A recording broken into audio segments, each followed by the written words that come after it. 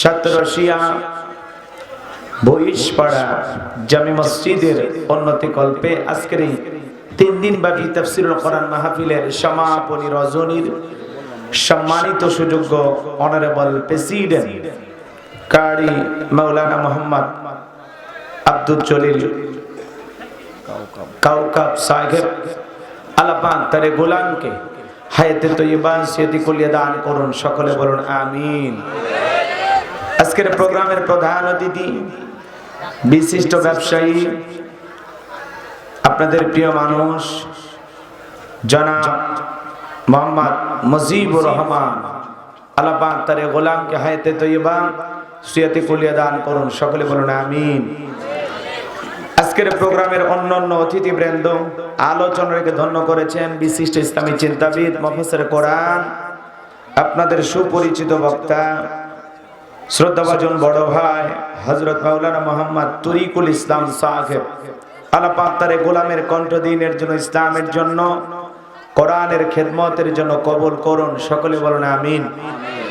মঞ্চে উপস্থিত সম্মানিত উলামায়ে কেরাম, সামনে বসা পিতৃ সমতুল্য মুরব্বী বাবাজিরা, কলিজার টুকরা প্রাণপ্রিয় যুবক ভাইরা, ছোট্ট ছোট্ট সোনামানিকেরা, পর্দার আড়ালের সম্মানিত বলা সরলা আবেদা সালেহা মা ও বোনেরা, প্রশাসনের সম্মানিত পুলিশের ভাইয়েরা, টিভির ভাইয়েরা, জাতির বিবেক প্রিয় সাংবাদিক বন্ধুগণ, বিভিন্ন রাজনৈতিক দলের সম্মানিত নেতা কর্মী ভাইয়েরা, সবাইকে নিয়ে আরেকটি বার সালাম দিচ্ছি। আশা করছি সকলেই সালামের জবাব জোরে সোরে দেবেন। আসসালামু আলাইকুম ওয়া রাহমাতুল্লাহি ওয়া বারাকাতুহু। আমরা শুকরিয়া আদায় করতেছি সেই মহান মালিকের দরবারে, আল্লাহ পাক সুবহানাহু ওয়া তাআলা অত্যন্ত দয়া করে, করুণা করে, মায়া করে, মোহাব্বত করে, ভালোবেসে, পছন্দ করে, অত্র এলাকা থেকে গনে গনে গুণান্বিত করে, যাচাই বাছাই করে, শুধুমাত্র কেবলমাত্র কোরআনুল কারীমের মোহাব্বতে আজকের মাহফিলে আসার বসার সুযোগ করে দিলেন। সে মহান রবের দরবারে সিজদাবনত চিত্তে কালিমাতুশ শুকর আদায় করে পড়ছি আলহামদুলিল্লাহ। হয় নাই কৃপণতা, অলসতা দূর করে মুসলমান হিসাবে সিংহের মতো, বাঘের মতো গর্জন করে আল্লাহর দেয়া জবান দ্বারা দুইটা ঠোঁট নাড়াইয়া চিৎকার মেরে বলুন আলহামদুলিল্লাহ। বলুন রব্বানা লাকাল হামদ হামদান কাসীরান তাইয়িবান মুবারাকান ফীহি। লক্ষ কোটি দরুদ সালাম মানবতার শ্রেষ্ঠ বন্ধু, বিশ্ব নবী, বিশ্ব নেতা, যে নবী আইয়ামে জাহিলিয়াতের যুগে আগমন করে অসভ্য মানুষগুলোকে সভ্য বানিয়েছেন, অভদ্র মানুষগুলোকে ভদ্র বানিয়েছেন, কোরআন নামের সংবিধান দেয়া, কোরআনের রাজ কায়েম কইরা সোনালী যুগ উপহার দিয়া মদিনার পাক ভূমিতে শায়িত আছেন সে রাসূলের প্রতি কলিজা ভরা মোহাব্বত নিয়ে পড়ছি দরুদ সালাম, সকলেই পড়ুন সাল্লাল্লাহু আলাইহি ওয়াসাল্লাম। যুবকেরা আজকে আবার মনে মনে খুব খুশি, কয় হুজুর আজকে জিতে গেছি। এই যে বাংলাদেশের একটা ছেলে, নাম হলো আলিফ মাহমুদ, কুমিল্লা থেকে একটা ছেলে হজ করার জন্য রওনা করে নাই? কথা বলেন না কেন? এই আলিফ মাহমুদ হজ করার জন্য রওনা করেছে, আজ 54 দিন হয়ে গেল। বাংলাদেশ থেকে পার হয়ে এখন দিল্লিতে পৌঁছে গেছে বাজার। আজকে বাংলাদেশের শ্রীলঙ্কার খেলা চলতেছে। বাংলাদেশের একজন খেলা পাগল আছে, নাম হলো কি? শিয়াব, শিয়াব, শোয়েব না, শোয়েব আলী, ওই যে মানে বাঘের মতো সাজে থাকবে নাম কি? শোয়েব আলী। ওর সাথে হয়ে গেছে দেখা। তখন বলতেছে আলিফ মাহমুদ ভাই, আপনি তো হজে যাওয়ার জন্য রওনা করছেন, আপনি যেহেতু দিল্লিতে আইসা করছেন, আমি আপনার জন্য অগ্রিম একটা টিকিট কেটে রেখেছি। আপনি হজে যাবেন, ভালো কাজের নিয়ত করেছেন। আজকে যদি আপনি আমার সাথে বৈশা দিল্লির এই স্টেডিয়ামে বৈশা, এই গ্যালারিতে বৈশা আপনি যদি খেলা দেখেন, আমার বিশ্বাস আজকে বাংলাদেশ জিতে যাবে। কথা করে না কেন? হজ করার নিয়তে যে ছেলেটা বাড়ি থেকে রওনা করেছে, 54 দিন হয়ে গেল, ওই ছেলেটাকে বলা হচ্ছে ভাই আজকে কি আপনি খেলা দেখবেন? ছেলেটা বলতেছে হ্যাঁ, আমি ক্রিকেটের বড় ভক্ত, আজকে আমি একসাথে খেলা দেখব। যেহেতু সুযোগ পাইছি, আমি দিল্লিতে 7 দিন থাকবো, জরুরি কাজ আছে। যেই ছেলেটা পায়ে হেঁটে হজ করার জন্য রওনা করেছে, ও আবার আজকে বৈশা বৈশা বাংলাদেশ শ্রীলঙ্কার ম্যাচের খেলাও দেখেছে। কথা কয় না কেন? রাগ করতেছেন আপনারা, রাগ করতেছেন। পায়ে হেঁটে হজ করার জন্য রওনা করেছে বাংলাদেশের এই যুবক আলিফ মাহমুদ। তাকে অনেক মানুষ সহযোগিতা করতেছেন, অনেকে বাহবা দিতেছেন, কিন্তু মনে রাখবেন এই যে এত কষ্ট করে এত পরিশ্রম করে যেই ছেলেটা হজে যাচ্ছে, আমরা দোয়া করি ভারতের একটা ছেলে শিয়াব চতুর, সে পৌঁছে গেছে হজ করে, আমার দেশের যুবকটাও রওনা করেছে, আল্লাহ যেন তার মনের নিয়তটাকে সহি হিসাবে কবুল করে, জোরে বলেন আমিন। তার অন্তরে যা আছে আল্লাহ সেটা কবুল করে, জোরে বলেন আমিন। আর উদ্দেশ্য যদি হয় লোক দেখানো, ভাইরাল হওয়া, সেইটাও আল্লাহ জানে কিনা। আবার যদি উদ্দেশ্য হয় একমাত্র আল্লাহকে রাজি খুশি করা, তাহলে আল্লাহ সেইটাও জানে কিনা। তো আল্লাহ তার অন্তরে যেটা আছে এটা যেন কবুল করে, জোরে বলেন আমিন। আরো জোরে বলেন আমিন। তাহলে পায়ে হেঁটে হজ করতে যাচ্ছে সেই ছেলেটা আজকে আবার খেলা দেখতে গেছে আর বাংলাদেশ জিতে গেছে। কথা কয় না কেন? রাগ করতেছেন আপনারা না? তো এই জন্য যুবকদেরকে বলতেছি, বাবা তোমরা রেডি তো? শক্তি আছে তো ইনশাআল্লাহ? পায়ে হেঁটে হজ করবে যাচ্ছে, তাহলে আর মনের ভিতরে জোর আছে না নাই? মনের ভিতরে শক্তি আছে না নাই? হ্যাঁ, পায়ে হেঁটে হজ করতে যাচ্ছে। আমরা দোয়া করি ভাইরাল হওয়ার উদ্দেশ্যে যেন না হয়, লোক দেখানোর উদ্দেশ্যে যেন না হয়, একমাত্র আল্লাহ তাআলার নৈকট্য লাভের আশায়, আল্লাহকে রাজি খুশি করার আশায়, সহি নিয়তে আল্লাহ তাআলা হজকে দেখে এই পরিশ্রমকে, চলার পথের কষ্টটাকে আল্লাহ দূর করে দিন, জোরে বলুন আমিন। এবং সকল দেশ পার হয়ে, সকল বর্ডার অতিক্রম করে তার সঠিক গন্তব্য পর্যন্ত, খানায় কাবা পর্যন্ত আল্লাহ পৌঁছানোর মতো যেন শক্তি এই ছেলেটাকে দান করেন, জোরে বলেন আমিন। আরো জোরে বলেন আমিন। কোন কথা বলছিলাম? তাহলে এইবার আমরা যারা বিয়ে করেছি তারা হাত তুলে একটা তাকবীর দেব, এরপরে অবিবাহিত যুবক যারা আছে তোমরা একবার তাকবীর দিবা, দেখি তো শক্তির দিক দিয়ে কারা আমরা এগিয়ে আছি। হ্যাঁ, যারা বিয়ে করেছে, আমিও করেছি, আপনারা হাত তোলেন। যারা বিয়ে করেছে হাত তোলেন। প্রথমে যারা বিয়ে করেছেন মানে বরকত শুরু, বোঝেন নাই? হ্যাঁ, বিবাহিত পুরুষের রেডি তো? বোঝেন, মান সম্মানের বিষয় আছে। হ্যাঁ, ওদের কাছে কিন্তু হারা যাবে না। রেডি তো? লিল্লাহে তাকবীর। আর একবার রিক্স নেন, লিল্লাহে তাকবীর। হাত নামান। কি যে হবে যুবকেরা, তোমরা এবার হাত উঠাও যারা বিয়ে করো না। এই এলাকায় এত ছেলে অবিবাহিত, মা গো মা। আর আমরা মেয়ে বিয়ে দেব, পাত্র খুঁজে পাই না বাবা। 2-4 জন আমার গাইবান্ধা এলাকাতে বিয়ে শাদী কইরো বাবা। হ্যাঁ, যুবকেরা রেডি? লিল্লাহে তাকবীর, লিল্লাহে তাকবীর। তারা জিতে গেছে না? আমরা আর কত চলি, বয়স তো অনেক হয়েছে। সবাই মিলে একবার লিল্লাহে তাকবীর। এইবার যুবকেরা চলো আমরা আলোচনা করি। আজকে আলোচনা করব পবিত্র কোরআনুল কারীমের 67 নাম্বার সূরা। সূরাটির নাম হলো মুলুক। বলেন কি নাম? মুলুক। মুলুক মানে হলো সার্বভৌমত্ব, কর্তৃত্ব। বলেন আল্লাহু আকবার। মোট আয়াত আছে 30টি, রুকু আছে 2টি। বিশ্বনবীর মক্কার জিন্দেগিতে এই সূরাটি নাজিল হয়েছেন। জবান ছেড়ে সবাই একটু মহব্বতে আমার সাথে পড়ুন। আউযু বিল্লাহি মিনাশ শাইতানির রাজিম। বিসমিল্লাহির রাহমানির রহিম। আরো আসতে বলেন। বিতাড়িত মুর্দার শয়তানের কাছ থেকে আল্লাহ পাকের কাছে আশ্রয় প্রার্থনা চাচ্ছি। পরম করুণাময় অসীম দয়ালু আল্লাহ তাআলার নামে শুরু করছি। সূরার নাম কি বললাম? মুলুক।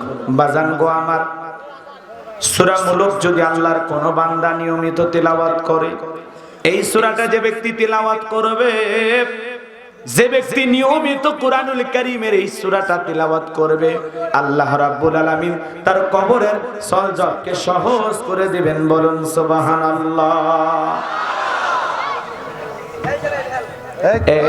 দুষ্টুমি করার জন্য বসছো বাবা? ময়না এদিক, তুমি আমার সোজা হও, এদিকে হও, তুমি এদিকে হও। এটা যদি মনে গন্ডগোল করা জায়গা না বাবা, একটু দয়া করে। এই বাবা, 1 ঘন্টা চাইছি, দুষ্টুমি করো না মনা। হ্যাঁ, রাগ করো না। ছেলে পেলে খুবই ভালো। চাঁপাইনবাবগঞ্জে যেভাবে তাফসীরুল কোরআন মাহফিল হয় 2 দিন ভাবি 3 দিন ভাবি, সেই হিসেবে কিন্তু আমল কম। কথা কয় না কেন? জামালপুর, ময়মনসিংহ, নোয়াখালী এদিকে যাবেন, প্রত্যেকটা শ্রোতার মাথায় টুপি থাকে। কথা কয় না? কিন্তু এই এলাকায় এত মাহফিল, কিন্তু আমাদের মাথায় টুপি নাই। কথা কয় না? কথা কয় না? আপনারা আবার বিরক্ত হয়েন না। এ যুবক, মাথায় টুপি থাকার দরকার আছে না নাই?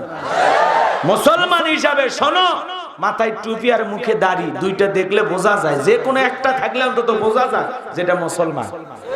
কথা কয় না, কথা কয় না। তুমি যে অবস্থা দেশ দুনিয়া, তুমি বাড়ি থেকে রওনা করেছো চাপাই থেকে ঢাকায়, পথের মধ্যে আল্লাহ না করুক দুর্ঘটনায় তুমি মারা গেছো, এখন তোমার মাথায় টুপিও নাই, মুখে দাড়িও নাই, তাহলে লুঙ্গি খুলে জায়গা মতো দেখা লাগবে যে মাথা কাটান আছে না নাই, তারপরে বোঝা যাবে এটা মুসলিম না মুসলিম। কথা বলেন ঠিক কি না? এই জন্য অন্তত সফরের সময় বাড়ি থেকে বের হইলে হয় পকেটে একটা টুপি আর না হলে নবীর সুন্নত দাড়ি, দুইটার মধ্যে একটা রাইখা দিও, না হলে মরার পরে মানুষ খুলে দেখি। আল্লাহ হেদায়েত দান করুক, জোরে কোন আমিন। আরো জোরে বলেন আমিন। এতবার শুনেন, 3 দিন ব্যাপী তাফসীরুল কোরআন মাহফিলে বসেছেন, মাথায় টুপি থাকবে না? এতগুলো হাজার হাজার মানুষের মধ্যে 100 জনের মাথায় তো টুপি নেই। তো আল্লাহ আমাদের হেদায়েতের পথে কবুল করুন। কোরআনের মাহফিল গুলো যেন বিনোদনের জায়গা না হয়, আনন্দের জায়গা না হয়। কথা বলেন না কেন? যে বক্তা আসলো শুনলাম চলে গেলাম এরকম না, একটু আমল করার নিয়তে কথাগুলো শুনবেন। আল্লাহ কবুল করেন, জোরে বলেন আমিন। যুবক মন খারাপ করো না, আমরা টুপি পরি না এমনটা না হুজুর, কিন্তু ওই যে ঈদের দিনে পরি। কথা কয় না কেন?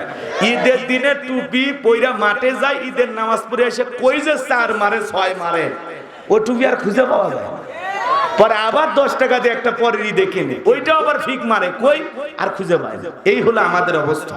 টুপি পরে যুবকেরা পরে। তো যাই হোক, আলহামদুলিল্লাহ, চাপাই নবাবগঞ্জের মানুষের মন মানসিকতা ভালো, কিন্তু আমল একটু ভালো হওয়ার দরকার আছে না? না, আল্লাহ কবুল করেন, জোরে বলেন আমিন। তাহলে বাচ্চা কাচ্চা, আমি বলছি না আমার দিকে তাকাবা, সিয়ারা কি খুবই খারাপ বাবা, এই দিকে তাকা। আর যদি দুষ্টমি করার নিয়ত থাকে বাবা, আস্তে করে বাড়ির জমায় না, মাহফিলে কোনো ঝামেলা করো না, আর জানি এরকম কথা বলার সময় এরকম ডিস্টার্ব করো না, ঠিক আছে? এটা কিন্তু খুবই একটু খারাপ দেখালো, তারপরে আমি মেনে নিছি। সম্মানিত ভাইরা আমার, সামনের দিকে যাই, যে কথা বলতে চাচ্ছিলাম, সূরা মুলক যদি কেউ নিয়মিত আমল করে, এই সূরা যে ব্যক্তি তিলাওয়াত করবে, আল্লাহ রাব্বুল আলামিন তার কবরের সলজককে সহজ করে দিবেন। বলুন সুবহানাল্লাহ। শুধু তাই নয় বাজান গো আমার, যে ব্যক্তি নিয়মিত সূরা মুলক তিলাওয়াত করবে, কঠিন কিয়ামতের ময়দানে যেদিন বিচার দিবস কায়েম হয়ে যাবে, ওই কিয়ামতের ময়দানে যে ব্যক্তি নিয়মিত সূরা মুলক তিলাওয়াত করবে, ওই তিলাওয়াতকারীর পক্ষে আল্লাহর কাছে সুপারিশ করে জান্নাতে নিয়ে যাবে। আরো জোরে বলেন সুবহানাল্লাহ। আমার ভাইরা, তাহলে আমরা সূরা মুলক নিয়মিত আমল করব তো ইনশাআল্লাহ, যেই সূরা কঠিন কিয়ামতের ময়দানে আল্লাহর দরবারে আপনার আমার পক্ষে সুপারিশ করবে, সেই সূরাটি আমল করব তো ইনশাআল্লাহ। আমার এই আলোচনা শোনার পর অনেক মানুষ আমাকে ফোন দিয়ে বলেছে, হুজুর আপনার এই কথাটা শোনার পরে এত ভালো লেগেছে, আমি সূরা মুলকের 30 আয়াত মুখস্থ করেছি। আরো জোরে বলেন সুবহানাল্লাহ। আল্লাহ রাব্বুল আলামিন বলেন, তাবারাকাল্লাযী বিয়াদিহিল মুলকু ওয়া হুয়া আলা কুল্লি শাইইন কাদির। আমার আল্লাহ রাব্বুল আলামিন বলেন, মহামান্বিত সেই সত্তা যার হাতে সর্বময় কর্তৃত্ব, রাজত্ব পাওয়ার ক্ষমতা, তিনি হলেন সর্ব বিষয়ে শক্তিবান। বলেন আল্লাহু আকবার। তাহলে বলেন তো বাজান, সকল ক্ষমতার একমাত্র মালিক কে? আরো জোরে বলেন কে? আসমান জমিনের সকল ক্ষমতার একমাত্র মালিক কে? লিল্লাহি মুলকুস সামাওয়াতি ওয়া মা ফিল আরদ। আরো জোরে বলেন আল্লাহু আকবার। আসমান জমিনের একচ্ছত্র মালিকানা কার? আসমান জমিনের সকল রাজত্ব কর্তৃত্ব কার হাতে? ভালো করে বোঝার চেষ্টা করবেন।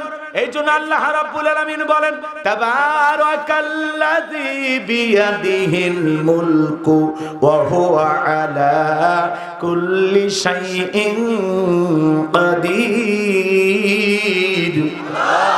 মহামান্বিত সেই সত্তা যার হাতে সর্বময় কর্তৃত্ব, রাজত্ব পাওয়ার ক্ষমতা, তিনি হলেন সর্ব বিষয়ে শক্তিবান। তাহলে সকল ক্ষমতার একমাত্র মালিক কে? আরো জোরে বলেন। তাহলে সকল রাজত্ব পাওয়ার ক্ষমতা একমাত্র কার হাতে? আসমান জমিনে আল্লাহর চাইতে বড় ক্ষমতাধর কেউ আছে? ওয়ালাম ইয়াকুল্লাহু কুফুয়ান আহাদ। আসমান জমিনে আল্লাহর সমকক্ষ, আল্লাহর সমতুল্য আর কেউ নাই। কথা বলেন ঠিক কি না? তাহলে সকল ক্ষমতার একমাত্র মালিক আল্লাহ। কথা কি ক্লিয়ার বোঝেন? ভালো করে বোঝেন। তাহলে অনেকে বলবেন হুজুর দুনিয়াতে যারা ক্ষমতায় পায় তারা কি? এরা হলো ভাড়াটিয়া। কথা কয় না, একটু কথা বুঝবেন, খুব দ্রুত গতিতে কথা বলতে হবে, একটু শুরু করতে দেন। আপনাদের এলাকা থেকে একটা ছেলে ঢাকায় চলে গেছে, ঢাকায় যায় চাকরি করতেছে। চাকরি করার কারণে ঢাকায় যদি থাকা লাগে তাহলে কি একটা বাসা ভাড়া নেবে না? বলেন তো বাসা ভাড়া নেবে কিনা? এখন ওই বাসায় 10 বছর থাক, 5 বছর থাক, আর 15 বছর থাক, আর 20 বছর থাক, তার পরিচয় কি? ভাড়াটিয়া। ও কি ও বাড়ির মালিক? জোরে বলেন, ওই বাড়ির মালিক? তো পৃথিবীর জমিন আল্লাহ কাউকে 5 বছর, 10 বছর, 20 বছর, 50 বছর, 100 বছর ক্ষমতার চেয়ার দান করে, রাজত্ব দেয়। কথা বলে ঠিক কিনা? কিন্তু যখন সময় ফুরিয়ে আসে আল্লাহ সবাইকে বিদায় করে। কথা বলে ঠিক কিনা? ক্ষমতা কারো চিরস্থায়ী? তাহলে বলেন তো ক্ষমতা দেওয়ার মালিক কে?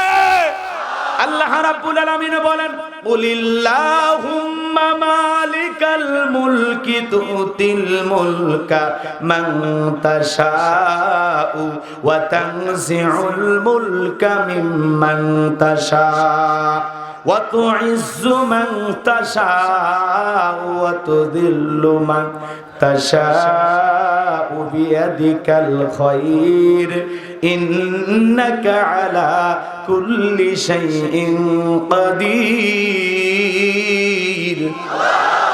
আল্লাহ রাব্বুল আলামিন ডেকে বলেন, আমি যাকে ইচ্ছা রাজত্ব দান করি। আল্লাহু আকবার বলেন। তাহলে বলেন তো রাজত্ব ক্ষমতা দেওয়ার মালিক কে? আমার আল্লাহ ডেকে বলেন, আমি যাকে ইচ্ছা ক্ষমতা দান করি, যাকে ইচ্ছা ক্ষমতার চেয়ার থেকে নামায়। তাহলে ক্ষমতা দেওয়ার মালিক কে? ক্ষমতা কেড়ে নেওয়ার মালিক কে? সম্মান দেওয়ার মালিক কে? লাঞ্ছিত করার মালিক কে? সকল কল্যাণ কার হাতে? আর তিনি হলেন সর্ববিষয়ে শক্তিবান। বলেন আল্লাহু আকবার। তাহলে ভালো করে বোঝার চেষ্টা করবেন বাজান গো আমার। আল্লাহ রাব্বুল আলামিন ডেকে বলেন, আমি আল্লাহ রাজত্ব দেওয়ার মালিক। রাজত্ব দেওয়ার মালিক কে? ক্ষমতা দেওয়ার মালিক কে? কেড়ে নেওয়ার মালিক কে? সম্মানিত করার মালিক কে? লাঞ্ছিত করার মালিক কে? সবকিছু কার হাতে? ভালো করে বোঝার চেষ্টা করবেন, একটু মনোযোগ দেন। আল্লাহ কাউকে ক্ষমতার চেয়ারে বসায় সম্মানিত করে। যারা ক্ষমতার চেয়ারে বসে আদল ইনসাফ প্রতিষ্ঠিত করে, মানুষের কল্যাণে, মানবতার কল্যাণে, ইসলামের কল্যাণে, জাতির কল্যাণে ভালো কাজ করে, আল্লাহ ক্ষমতার চেয়ারে বসায়া তাদের ইজ্জত সম্মান বাড়ায়। আবার যারা ক্ষমতার চেয়ারে বসে জুলুম করে, অত্যাচার করে, দাম্ভিকতা করে, অহংকার করে, মানুষের রক্ত নিয়ে খেলা করে, মানুষের জীবন একেবারে এমন ভাবে বিষিয়ে তোলে, মানুষের উপরে এমন ভাবে অত্যাচার, নির্যাতন, জুলুম চালায়, নিজেকে রব বলে প্রতিষ্ঠিত করতে চায়, এরকম অনেক ক্ষমতাধরকে আল্লাহ পাক ক্ষমতা দেওয়ার পরেও জুতার বাড়ি খাওয়ায়া ক্ষমতার চেয়ার থেকে নামায়া দুনিয়ার থেকে বিদায় করে দিয়েছে। ভালো করে বুঝবেন, একটু মনোযোগ দিয়ে গুনাহগারের কথাগুলো শুনবেন। এই পৃথিবীর ভূখণ্ডে আল্লাহ পাক 1 নয় 2 নয় 4 জন মানুষকে পুরো পৃথিবীর রাজত্ব পাওয়ার ক্ষমতা দিয়েছিলেন। কয়জন? তাহলে ভালো করে বুঝবেন, সকল ক্ষমতার একমাত্র মালিক। যারা বলে ক্ষমতার উৎস জনগণ, এরা আপনাকে আমাকে পাম দিয়ে ফুলানোর চেষ্টা করে। এদেশে তেল মারা কিন্তু বেশি চলে। এ তেল মারা বোঝেন তো? কথা কয় না। যে যারে যত চেহারা যেমনই খারাপ হোক, যদি খালি বলেন ভাই চেহারা তো আপনার শাকিব খানের মতো, ও খুশি না বেজার? মেয়েটার চেহারা ভালো না, যদি একবার বলেন এদেশের সবচেয়ে সুন্দরী নায়িকা পূর্ণিমার মতো চেহারা, ও মেয়ে খুশি হবে কিনা? বারবার আয়নায় যে মুখ দেখবে, আসলে কি আমি পূর্ণিমার মতো? কথা কয় না কেন? এইরকম তেলের উপর দুনিয়া চলতেছে, চেহারা খারাপ কিন্তু বললেন ভালো, ও খুশি কিনা? কথা বলেন খুশি কিনা? তো এইরকম হলো অবস্থা, এদেশে তেলের উপর চলতেছে। ওই যে কয়েকদিন আগে একজন বলেই ফেললো, ম্যাডাম আপনি তো জান্নাতে যাবেন। আলহামদুলিল্লাহ, খুবই ভালো কথা। কথা কয় ঠিক কিনা? এদেশের সকল মানুষ জান্নাতে যায়, এটা আমরা চাই না? কেউ যদি জাহান্নামে যায়, এটা আমরা চাই নাকি? মুসলিম হিসাবে আমরা সকলের কল্যাণকামী, কথা বলে আমরা সকলের কল্যাণ চাই। আমরা চাই, আমার দিলের চাওয়া বাংলাদেশের সকল মুসলমান জান্নাতি হোক। আল্লাহ আমাদের সবাইকে জান্নাতি হিসেবে কবুল করুন। জোরে বলুন আমিন। আমি জান্নাতে যাওয়ার জন্য দোয়া করতে পারি, কিন্তু ডাইরেক্ট কাউকে বলতে পারবো না যে আপনি জান্নাতি। বলতে পারবো? রাসূলও সরাসরি বলতেন না। আল্লাহ যেটুকু বলতেন জানায়া দিতেন, রাসূল তার দিকে ইঙ্গিত করে বলতেন, এই ব্যক্তি এই মুহূর্তে এখন মসজিদে যে প্রবেশ করবে, সাহাবীরা যদি জান্নাতি মানুষ দেখতে চাও আমার সেই সাহাবীর দিকে তাকাও। সুবহানাল্লাহ বলেন। এইভাবে রাসূল বলতেন, রাসূলও ডাইরেক্ট বলতেন না। কথা কয় দেখা রাগ করেছেন মনে হয়। তো যাই হোক, আমরা বলতে পারি, হ্যাঁ ম্যাডাম আপনি যেভাবে সুন্দর করে মসজিদ বানাইতেছেন আলহামদুলিল্লাহ, এদেশের যেভাবে কল্যাণ করতেছেন, আপনি যেভাবে নামাজ পড়েন মাশাআল্লাহ, আপনি উমরা করেন মাশাআল্লাহ, আপনি রাসূলের রওজা জিয়ারত করলেন মাশাআল্লাহ, আপনি ভালো কাজ করতেছেন। আমাদের বিশ্বাস আল্লাহ যদি চায় আল্লাহ আপনারে জান্নাত দিতে পারে। কথা বোঝেন নাই? কথা কি বুঝতে পারছেন? কথা বলার মধ্যে একটু আকার ইঙ্গিত আছে না নাই? হ্যাঁ, বুঝে নেওয়া লাগবে। রাগ করতেছেন মনে হয় না? সকল মানুষ জান্নাতে যাক, আমরা এই দোয়া করব কি না? কথা বলেন। এই মাহফিলে যত মানুষ আছে কারো প্রতি আমার হিংসা আছে? তাহলে আমরা জান্নাতে যাওয়ার জন্য দোয়া করতে পারি, আপনার জন্য জান্নাতে যাওয়ার দোয়া করতে পারি। আপনি জান্নাতে যান সেই জন্য আপনাকে বলতে পারি আপনি জান্নাতে যাওয়ার মতো নেক আমল করেন। আল্লাহ আপনাকে জান্নাতি মানুষ হওয়ার তৌফিক দান করুন। জান্নাতে যাওয়ার জন্য ভালো ভালো কাজ করুন, যেহেতু আপনার হাতে পাওয়ার আছে। এদেশের কল্যাণে নামাজ প্রতিষ্ঠিত করুন, যাকাত ভিত্তিক অর্থনীতি চালু করুন, এদেশের মাজলুম আলেমদের মুক্তির ফয়সালা করে দেন, আপনি সমাজে ভালো ভালো কাজ চালু করেন। বলতে পারি কিনা? কেতে এত কথা বলে বলবেন না? এ বাজান কষ্ট হচ্ছে আপনাদের না? যে কথা বলতে চাচ্ছিলাম, তাহলে পুরো পৃথিবীর রাজত্ব পাওয়ার ক্ষমতা আল্লাহ চারজন মানুষকে দিয়েছিল। এর মধ্যে দুইজন হলো ইমানদার, একজন হলো সাইয়্যিদনা সুলাইমান। বলেন আল্লাহু আকবার। নবী সুলাইমান আলাইহিস সালামকে আল্লাহ রাব্বুল আলামিন পুরো পৃথিবীর রাজত্ব পাওয়ার ক্ষমতা দিয়েছিলেন। বলেন আল্লাহু আকবার। যেই ফিলিস্তিনি পুরো পৃথিবীর জালেমেরা উঠে পড়ে লেগেছে, ইসরায়েল ইহুদিরা নির্যাতন জুলুম চালাইতেছে, আমার দেশের প্রধানমন্ত্রী ফিলিস্তিনি মুসলমানের পক্ষে। বলেন আলহামদুলিল্লাহ। জাতিসংঘের ভিতরে একটা নয় দুইটা নয় 138টি দেশ বলেছে ফিলিস্তিনের মুসলমানদের জন্য এই জমিনকে উন্মুক্ত করে দেওয়া হোক। আল্লাহু আকবার বলেন। স্বাধীন রাষ্ট্র হিসাবে ফিলিস্তিনের মুসলমানের পক্ষে দেশকে ঘোষণা করা হোক। তারা সবাই চাইতেছে ফিলিস্তিনি জমিন ফিলিস্তিনি মুসলমানের। এটা ইসরায়েল ইহুদিদের এই জায়গায় থাকার অধিকার। ওরা উড়ে এসে জুড়ে বসেছে। কথা কি বুঝতে পারছেন? আমার দেশে যে রোহিঙ্গার মুসলমান আছে, ঠিক ওই দেশের আসল মালিক হলো ফিলিস্তিনি মুসলমানেরা, আর ইসরায়েলি ইহুদিরা উড়ে এসে জুড়ে বসেছে। আর এদেরকে থাকতে দেওয়ার কারণে 75 বছর ধরে এরা মুসলমানের উপরে নির্যাতন জুলুম চালাচ্ছে, ফিলিস্তিনি মুসলমানের রক্ত নিয়ে খেলা করতেছে।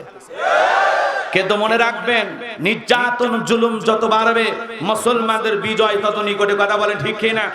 আজকে যারা ফিলিস্তিনি ভূখণ্ডে নিষ্পাপ শিশুদের রক্ত নিয়ে খেলা করতেছে, নিষ্পাপ নারীদের জীবন নিয়ে খেলা করতেছে, অসহায় মা বোনদেরকে ধরে নিয়ে যায় গণধর্ষণ করে বিদায় করতেছে, হাসপাতালের উপর হামলা করতেছে, মসজিদের উপরে হামলা করতেছে, আজ হোক কাল হোক পৃথিবীর মানচিত্র থেকে এই ইসরায়েলি ইহুদি জালেমেরা 1 ইঞ্চি মাটিও খুঁজে পাবে না, পাবে না, পাবে না ইনশাআল্লাহ।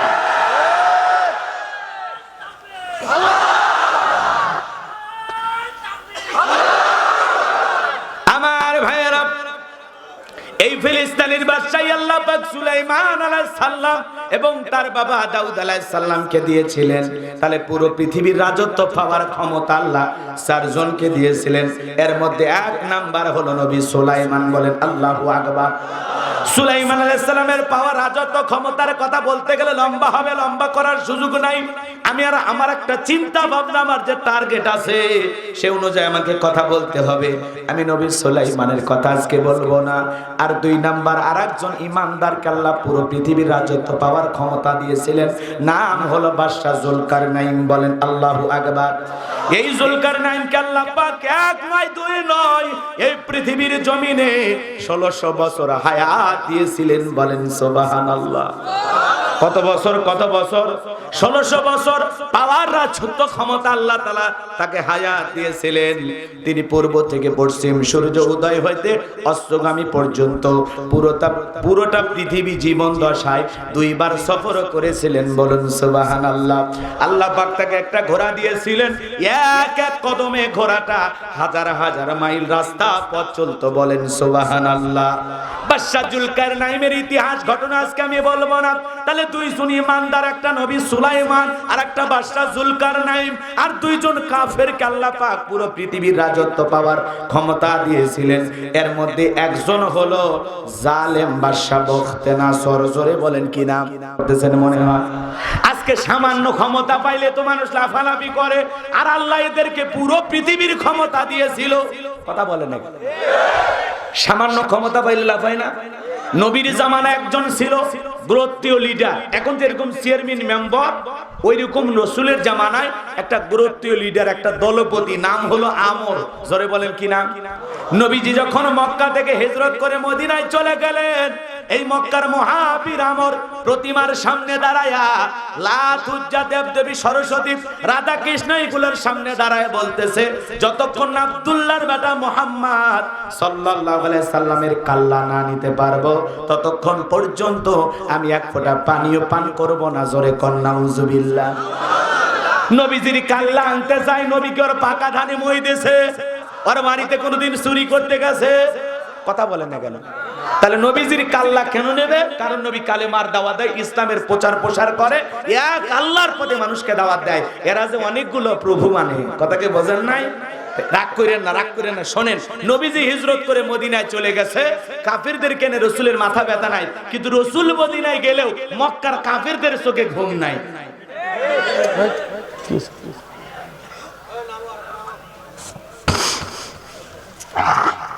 বিরক্ত হলে কনসারে দিচ্ছে, হ্যাঁ চিল্লাপাল্লা করা হবে না, সাইটে আওয়াজ দিলে ভয় লাগে, মনে হচ্ছে যে আপনারা ভয় পাচ্ছেন অথবা কোনো ঝামেলা আছে। যদি ঝামেলা মনে করেন তাহলে রাগ করতেছেন। আমি দুইটা আয়াত তিলাওয়াত করেছি। এক নাম্বার আয়াতের আলোচনা একটু গরম, আর 2 নাম্বার আয়াতের আলোচনা নরম। যুবকেরা খুবই বলে নরম আর শোনার আশা, তো ওইটা শেষে কথা কয় না কেন? এখনই কান্দাকাটি করলে হবে? পরে দেখতেছি। আল্লাহ কবুল করেন, জোরে বলেন আমিন। আগেই বলেছি মঞ্চে কেউ আওয়াজ দিন না, আমারও তো ভয় লাগে, বাইরে থেকে আসছি বোঝেন না। আচ্ছা, লিল্লাহে তাকবীর। আমার ভাইরা সামনের দিকে যায়। নবীজির মাথা নেওয়ার জন্য যখন শপথ করলো, এক ফোঁটা পানিও পান করবেন না যতক্ষণ না পর্যন্ত নবীর কাল্লা না নিতে পারবে। ভালো করে বোঝেন, এই কাফির যখন শপথ করলো, আল্লাহ পাক এই তথ্যটা মদিনায় নবীজির কান পর্যন্ত পৌঁছায়া দিলেন, বলুন সুবহানাল্লাহ।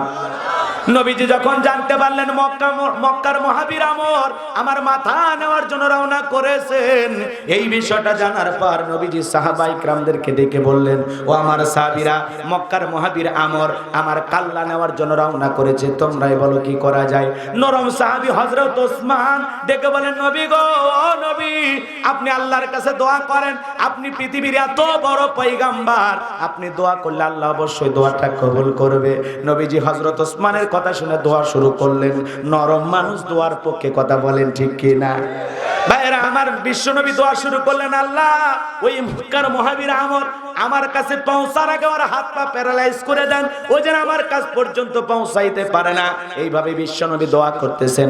আল্লাহ আসমান থেকে বলে, জিবরাইল আর করিস না দেরি, আমার নবীজির কাছে চলে যাও তাড়াতাড়ি, আর নবীজিকে জানায় দাও আমি আল্লাহ পাক শুধু 2 হাত দোয়া করার জন্য দেই নাই, মাঝে মাঝে জালেম আর বেঈমানদেরকে সাইজ করার জন্য ওই 2 হাতে লাঠি তুলে নেওয়া লাগবে। জিবরাইল এসে বলে, নবী দোয়া কবুল হবে না, হাত নামান। বিশ্বনবী তখন হাত নামায়া ফেললেন, আর ডেকে বলে, ভাই জিবরাইল দোয়া কবুল হবে না, তাহলে এখন কি করা যায় বলেন তো? সব সময় কি দোয়া দিয়ে কাজ হয়? আরো জোরে বলেন হয়। ভালো করে বুঝবেন বাজান, আপনাদের এই গ্রামের নাম কি? সাতরশিয়া। কথা কয় না কেন? সাতরশিয়া গ্রামের নাম। মনে করেন কথার কথা উদাহরণ দিতেছি বুঝানোর জন্য। এই গ্রামে প্রতিদিন চুরি হইতেছে, গরু চুরি হয়, ছাগল চুরি হয়, সুন্দরী বউ চুরি হয়, গহনা গাটি চুরি হয়।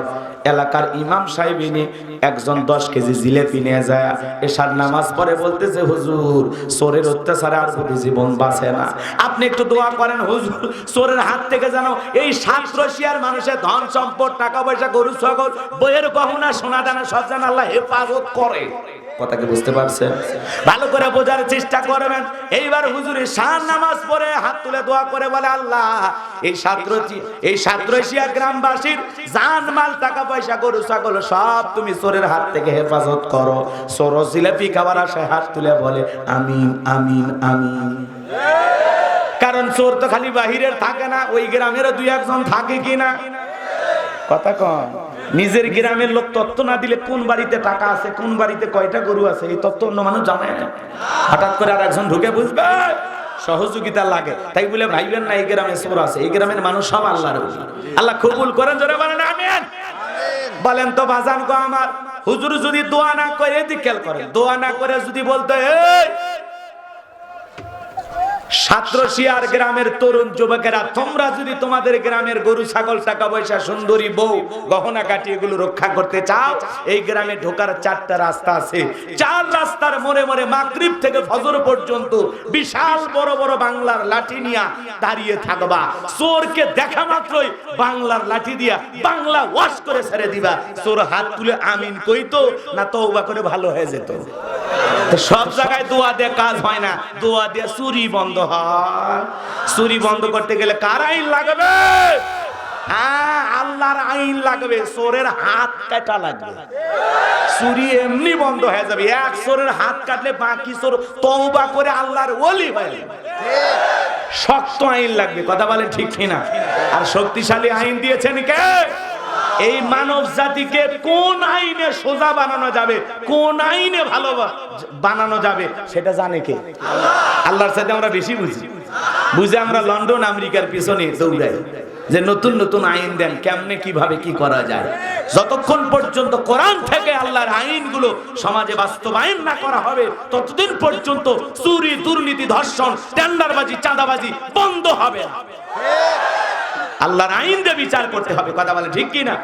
ওয়ামান লাম ইয়াহকুম বিমা আনজালাল্লাহু ফাউলাইকা হুমুল কাফিরুন। আল্লাহ ডেকে বলেন, যারা আমার বিধান মোতাবেক, কোরআনের বিধান মোতাবেক বিচার ফয়সালা করে না, এরা হলো কাফের। একই সূরাতে আল্লাহ বলেন, ওয়ামান লাম ইয়াহকুম বিমা আনজালাল্লাহু ফাউলাইকা হুমুজ জালিমুন। যারা আমার বিধান মোতাবেক, কোরআনের আইন দিয়ে বিচার কার্য পরিচালনা করে না, ওরা হলো জালেম।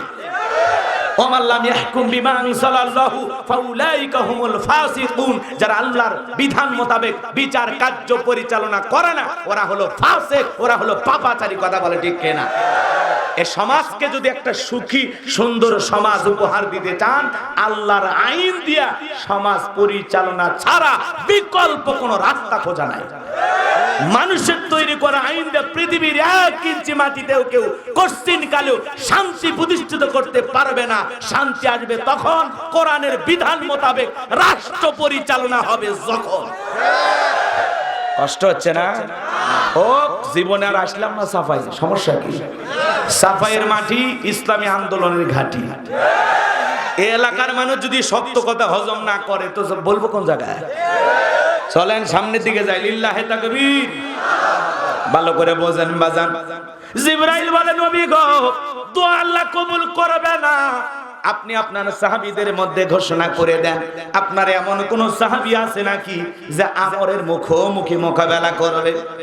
নবীজি তখন দেখে বলেন, ঠিক আছে, এই প্রস্তাবটা দেওয়া যায়।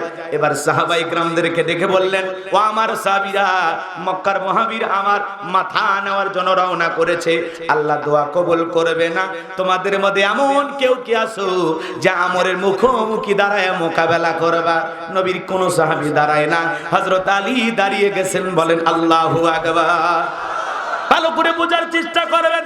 নবীজি আলীকে ডেকে বলে, আলী রে তুমি ছোট মানুষ না বুঝে কেন দাঁড়াও? তুমি কি জানো মক্কার মহাবীর আমর একবেলা খাবার খাই 21 কেজি 3.5 মণ ওজনের তরবারি নিয়ে যুদ্ধ করে, এত বড় বীরের সামনে কেমনে তুমি যাইবা? তোমার জানে কি মায়া দয়া নাই? তুমি বসে পড়ে যাও। এইবার নবীজি দ্বিতীয়বার বললেন, আবারও হযরত আলী দাঁড়িয়ে গেছেন। নবী ডেকে বলে, আলী রে তোর কি মায়া দয়া নাই? জানের উপরে বৈশা পর। নবীজি তৃতীয়বার বললেন, ও আমার সাহাবীরা, আমরের মুখোমুখি হয়ে কেউ কে মোকাবেলা করবা এমন সাহস কি কারো আছে? আবার নবীর কোন সাহাবী দাঁড়ায় না, হযরত আলী দাঁড়িয়ে গেছেন। বলেন আল্লাহু আকবার। নবী এইবার দুইটা হাত বাড়ায়া ডেকে বলে, আলী রে আয় আয় আমার বুকের কাছে আয়। হযরত আলীকে নবী বুকের সাথে জড়াইয়া নিয়া দেখে বলে, আলী রে এ আলী এত বড় বীরের সামনে যাবি, তোর কি অন্তরে ভয় লাগে না? কেমনে মোকাবেলা করবি? তোর সাহস এত বেশি কেমনে? হযরত আলী ডেকে বলে, নবী গো আপনি শুধু আমাকে দোয়া করে ছেড়ে দেন, ওই আমর আপনার চেহারা দেখার আগে আমি জমিন থেকে বিদায় করে দেব। বলেন আল্লাহু আকবার। ঈমানের একটা পাওয়ার আছে না নাই? জোরে বলেন আছে না নাই? যে ঈমান প্রয়োজনে জ্বলে ওঠে না, যে ঈমান সত্য ন্যায়ের কথা বলে না, যে ঈমান অন্তরে নাই, যে ঈমান অন্তরে নাই, মুখে ফোটায় কথার কলি, কিভাবে তারে বলো ঈমান বলি, কিভাবে তারে বলো ঈমান বলি। যে ঈমান প্রয়োজনে জ্বলে ওঠে না, যে ঈমান সত্য ন্যায়ের কথা বলে না। মারহাবা বলে। ঈমানের একটা পাওয়ার থাকা দরকার আছে না নাই? এইবার নবী ডেকে বলে, আলী রে খালি হাতে দোয়া করে লাভ হবে না। ওসমান তোমার বাড়িতে কি কোনো তরবারি আছে? হযরত ওসমান ডেকে বলে, নবী আমি কি জঙ্গি? তবে আমার বাড়িতে একটা তরবারি আছে 27 ইঞ্চি লম্বা। আল্লাহু আকবার বলেন। আজকে দেখবেন তরবারি কথা বললে কয় জঙ্গি। আছে না নাই? আছে না নাই? মনে করেন এই চাঁপাইনবাবগঞ্জ শহরে একটা দাওরা হাদিস মাদ্রাসা আছে। হুজুর বলতেছে কুরবানির ঈদের আগে বলতেছে, বাবা শোনো, কুরবানির ঈদের ছুটিতে বাড়িতে যা লাভ নাই। তোমরা যারা একটা তরুণ আছো, যুবক আছো, যদি এই শহরের মানুষের গরু ছাগল গুলো জবাই করে দাও, গরু ছাগল জবাই করার বিনিময়ে নগদ কিছু হাদিয়াও তোমাদেরকে দেবে, আবার চামড়াটাও মাদ্রাসায় দেবে। কথা কয় না কে? যদিও বাংলাদেশে এখন চামড়ার দাম নাই, এখানেও সিন্ডিকেট আছে না নাই? কালো বাজারে ব্যবসায়ী 500 টাকার জুতা 3000 টাকা হয়ে গেছে, আর 2000 4000 টাকার গরুর চামড়া এখন 200 টাকা। গরুর দাম 2 লাখ, চামড়ার দাম 200। কালো বাজার ব্যবসায় আছে না না? এখানে ওরা ষড়যন্ত্র করেছে, যদি চামড়ার দাম কমা দেওয়া হয় তাহলে মাদ্রাসা এমনি বন্ধ হয়ে যাবে। মনে রাখবা, মনে রাখবা, তোমাদের হাজারো ষড়যন্ত্রে বাংলাদেশের একটি মাদ্রাসাও বন্ধ করতে পারবে না। কারণ এদেশের মাদ্রাসা চালানোর জন্য প্রত্যেকটা মুসলমানের পকেটে পকেটে আল্লাহ টাকা রেডি করে রেখেছে। এদেশের মানুষ মসজিদ মাদ্রাসাকে কলিজা দিয়ে ভালোবাসে। তোমাদের টাকা লাগবে না। রাগ করতেছেন মনে হয়? হুজুরের কথা শুনে 80 জন যুবক রেডি হয়ে গেল, হুজুর আমরা কুরবানির ছুটিতে বাড়িতে যাব না, গরু জবাই করতে রাজি। হুজুর বলতেছে, বাবা খালি খালি তো জবাই করা যাবে না, কি লাগবে? ছোরা লাগবে। আপনারা কি বলেন? ছোরা, ছোরা, ছুরি, চাকু, যা বলেন বলেন। রাগ করতেছেন মনে?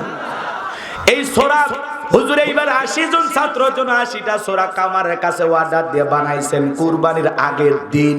কুরবানির আগের দিন হুজুর বলতেছে, বাবা কে কোনটা নিবার নাও নিয়ে একটু কি দাও। আপনারা কি বলেন? আমরা বলি বালু দিয়ে ধার দে, আপনারা তাই বলেন নাকি? তো বালু দিয়ে ধার দিতেছে। এলাকায় কিছু গোয়েন্দা থাকে না, তেল তেলা গোয়েন্দা, ও দেখছে বাপরে বাপ মাদ্রাসার 80টা বাচ্চা এরকম করতেছে।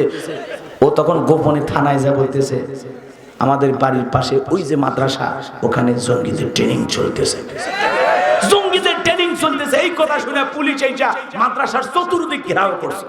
ঘেরাও করে এবার বলতেছে, হুজুর আমরা গোপন তথ্যের ভিত্তিতে নিশ্চিত হইয়া একটি সংবাদ পাইয়াছি, এই মাদ্রাসায় নাকি জঙ্গিদের গোপনে ট্রেনিং চলতেছে।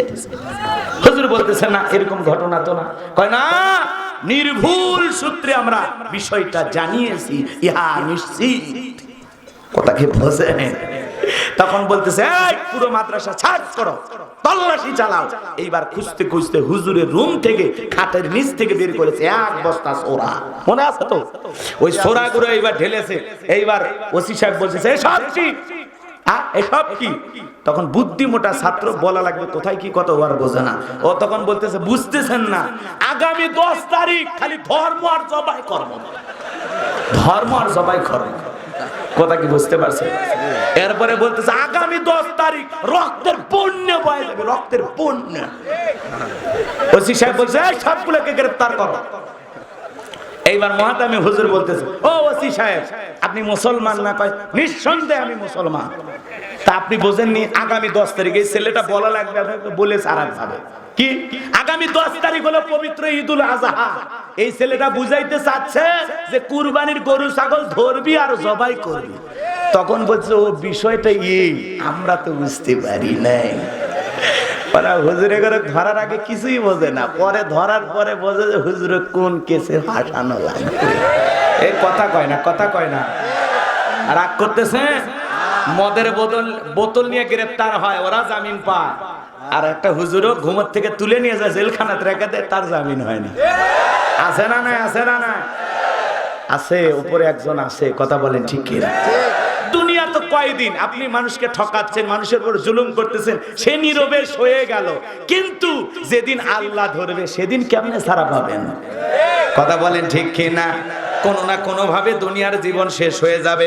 এই জন্য মনে রাখবেন বাজান, বাংলাদেশের কোনো মাদ্রাসায় জঙ্গিদের ট্রেনিং নাই, ট্রেনিং দেওয়া হয় না। মাদ্রাসাতে জীবনের শেষ জানাজার নামাজের ট্রেনিং দেওয়া হয়, জুমার নামাজের ট্রেনিং দেওয়া হয়। এদেশের আদর্শ নাগরিক তৈরি করা হয় মাদ্রাসায়। কথা বলে ঠিক কি না? যারা মাদ্রাসাকে বিষ বৃক্ষ বলবে, যারা মাদ্রাসাকে নিয়ে আজে বাজে মন্তব্য করবে, কোরআনের মাদ্রাসাকে নিয়ে কোন ষড়যন্ত্র মেনে নেওয়া হবে না। তার ভাঙা জবাব দেওয়ার জন্য মুসলমানেরা রেডি, কারাগারে হাত তুলে দেখা। লিল্লাহি তাকবীর, লিল্লাহি তাকবীর। হাত নামান। মাদ্রাসার শিক্ষা ব্যবস্থা নিয়ে কাউকে ষড়যন্ত্র করতে দেওয়া হবে। কথা বোনায় ভুলে গেছেন। এইবার হযরত ওসমান তরবারি নিয়ে আসলেন, নবীজি হযরত আলীর হাতে দিলেন। হযরত আলী তরবারি পায়া মারছে দৌড়। নবী ডেকে বলে আলী রে এত জোরে কেন দৌড়াও? আলী ডেকে বলে নবী গো, ও নবী, অনেক আগে আপনার মাথা নেওয়ার জন্য রওনা করেছে মক্কার মহাবীর আমর। আমি চাই আপনার চেহারা দেখার আগে আমি জমিন থেকে বিদায় করে দেব। বলেন আল্লাহু আকবার। এইবার হযরত আলী দৌড়াইতে দৌড়াইতে দৌড়াইতে দৌড়াইতে আমরের মুখোমুখি হয়ে গেছে। আমরকে দেখা হযরত আলী, এইবার ভালো করে বোঝেন, হযরত আলীকে দেখে আমর ডেকে বলতেছে কে রে আলী, তুমি ছোট মানুষ কেন আমার সামনে দাঁড়াইছো? হযরত আলী বলতেছে ছোট না বড় পরে বুঝাইতেছি। আল্লাহু আকবার বলে। এই কথা বলে ওই যে তরবারি ছোড়া বোঝেন তো, ওইটাতে দাগ টানতেছেন আর একটা দোয়া পড়তেছেন। এই দোয়া যদি আপনারা পড়তে পারেন, এই দোয়াটা পরে যদি পানিতে ফু দেন আর বাড়ির চতুর্দিকে ছিটায়া দিতে পারেন, আপনার বাড়িতে চোর টাকা ঢুকতে পারবে না। বড় বড় দুর্ঘটনার হাত থেকে আল্লাহ আপনার পরিবারের সবাইকে হেফাজত করবেন। বলেন আল্লাহু আকবার। কি সেই দোয়া শুনতে মনে চায়? একটু অপেক্ষা করেন বাজান। হযরত আলী এইবার দোয়া পড়তেছেন আর দাগ টানা, বোঝেন তো, তরবারিতে এরকম দাগ টানতেছে, দাগ এরকম দাগ টানার পরে বলতেছে এই কাফেরের বেটা আমর, তোর যদি সাহস থাকে খালি দাগটা পার হয়ে দেখা, এই খেলা হবে। আল্লাহু আকবার বল। ঘটনাটা কি আপনারা শুনবেন? হযরত আলী আর আমর বাজা বাজা ভাব। কারা কারা শুনবেন একটু হাত তোলেন তো দেখি। লিল্লাহি তাকবীর, লিল্লাহি তাকবীর। হাত নামান। কথা কি বলছিলাম ভুলে গেছেন মনে হয়। এই পৃথিবীর জমিনে আল্লাহ 4 জন মানুষকে পুরো পৃথিবীর রাজত্ব পাওয়ার ক্ষমতা দিয়েছিলেন। এর মধ্যে 2 জন কাফের, 2 জন কাফেরের একজনের নাম হলো জালেম বাদশা বখতে নাসর। জোরে বলেন কি নাম? আল্লাহর পয়গম্বর দানিয়েল আলাইহিস সালামের জামানায় জালেম বাদশা বখতে নাসরকে আল্লাহ রাব্বুল আলামিন পাঠাইছিলেন। দানিয়েল আলাইহিস সালাম হলেন বানি ইসরাইলদের নবী। আল্লাহ রাব্বুল আলামিন বলেন ইয়া বানি ইসরাঈল আযকুরু নি'মাতিয়াল্লাতী আনআমতু আলাইকুম ওয়া আন্নী ফাদ্দালতুকুম আলাল আলামিন। নবী দানিয়েল আলাইহিস সালাম ডেকে বলে, ও আমার বনি ইসরাইলের উম্মতেরা শোনো, তোমাদের বাপ দাদা চাকর বাকর ছিল, তাদের দাসত্বের জিন্দেগি ছিল, সেই দাসত্বের জিন্দেগি থেকে গোলামীর জীবনী থেকে আল্লাহ পাক মুক্ত করেছেন। বিদায় আল্লাহ তাআলার শুকরিয়া আদায় করো, কৃতজ্ঞতা প্রকাশ করো, আল্লাহ রাব্বুল আলামিনের নিয়ামতের শুকরিয়া আদায় করো। ও বনি ইসরাইলের উম্মতেরা শোনো শোনো, এক আল্লাহর ইবাদত করো, গাছের পূজা করো না, মাছের পূজা করো না, চন্দ্রের পূজা করো না, সূর্যের পূজা করো না, এক আল্লাহর ইবাদত করো। খবরদার খবরদার দাম্ভিকতা করো না। তোমাদের বাপ দাদা গোলাম ছিল, সেই গোলামির জিন্দেগি থেকে আল্লাহ তোমাদেরকে একটা মুক্ত সুন্দর জীবন দিয়েছে, বিদায় আল্লাহ তাআলার কৃতজ্ঞতা প্রকাশ করো। বনি ইসরাইলের উম্মতেরা ডেকে বলে, ও নবী দানিয়েল, পুরান দিনের গল্প শোনায় লাভ নাই, বাপ দাদা কি ছিল সেই কথা শুনে আমাদের লাভ নাই, আমাদের টাকা পয়সা গাড়ি বাড়ি সম্পদ কোনো কিছুর তো অভাব নাই। নানান ভাবে কথাগুলো তারা বলতে লাগলেন। পয়গম্বর দিনে দাওয়াত দেয়, রাতে দাওয়াত দেয়, একজন মানুষ দাওয়াত গ্রহণ করে না, বরং দাম্ভিকতা করে, অহংকার করে। নবী দানিয়েল আলাইহিস সালাম দাওয়াত দিতে দিতে ক্লান্ত হয়ে গেলেন, কিন্তু তাদের অহংকার দিন দিন বাড়তেই লাগলো। নবী দানিয়েল দেখে বলে, শোনো, কোন জাতির মানুষ যদি দাম্ভিকতা করে, অহংকার করে, খোদাদ্রোহী হয়ে যায়, আল্লাহ বিমুখ হয়ে যায়, আল্লাহ ওই জামানার মানুষকে সাইজ করার জন্য দুই ধরনের আযাব পাঠায়। একটা হলো আসমান জমিনের আযাব গজব দিয়ে আল্লাহ ওদেরকে ধ্বংস করে দেয়, আর না হলে দুই নাম্বার জালেম শাসক তাদের ঘাড়ে পাঠাইয়া দেয়। এখনো সময় আছে, তোমরা এক আল্লাহর ইবাদত করো। কিন্তু নবী দানিয়েল আলাইহিস সালামের দাওয়াত তারা প্রত্যাখ্যান করলেন, কেউ দাওয়াত গ্রহণ করলো না। আল্লাহ পাক তখন ওই বনি ইসরাইলের উম্মতদের উপরে নবী দানিয়েল আলাইহিস সালামের জামানায় জালেম বাদশা বখতেনাসরকে পাঠায়া দিল। এই জালেম বাদশা বখতেনাসর ক্ষমতার চেয়ারে বসার পর হাজার হাজার নিরপরাধ মানুষকে গ্রেফতার করলেন। চতুর্দিকে লণ্ঠন শুরু হয়ে গেল, জায়গায় জায়গায় বাড়ি বাড়ি ডাকাতি শুরু হয়ে গেল। বাজান গো আমার, হাজার হাজার মানুষকে গ্রেফতার করতে করতে নবী দানিয়েল আলাইহিস সালাম সহ তার ৭০,০০০ উম্মতকে জেলখানায় বন্দী করেছে। নবী মানুষ কোন জায়গায়? কথা করে নবী দানিয়েল আলাইহিস সালাম জালেমের জেলখানায়, কথা বলে ঠিক কি না? তাহলে নবী যদি জেলখানায় যায়, কোরআনের হক কথা বলে, এই জামানায় যদি কোনো আলেম যায়, বুঝে নেওয়া লাগবে নবীদের সুন্নত পালন করতেছে। চোর ডাকাত জেলখানায় গেলে মানুষ ঘৃণা করে, সিসি করে, কিন্তু মনে রাখবা একজন আলেম যদি জেলখানায় যায়, তার জনপ্রিয়তা কমে না বাড়ে। এই যে ছোট্ট বক্তা, শিশু বক্তা, আমাদের প্রিয় ভাই রফিকুল ইসলাম মাদানী, আগে যদি মাহফিলে ১০,০০০ লোক হইতো, এখন রফিকুল ইসলাম মাদানী যদি কোরআনের হক কথা বলতে ময়দানে যায়, রফিকুল ইসলাম মাদানীকে দেখার জন্য লক্ষ লক্ষ মানুষ হাজির হবে। কথা বলেন ঠিক কি না?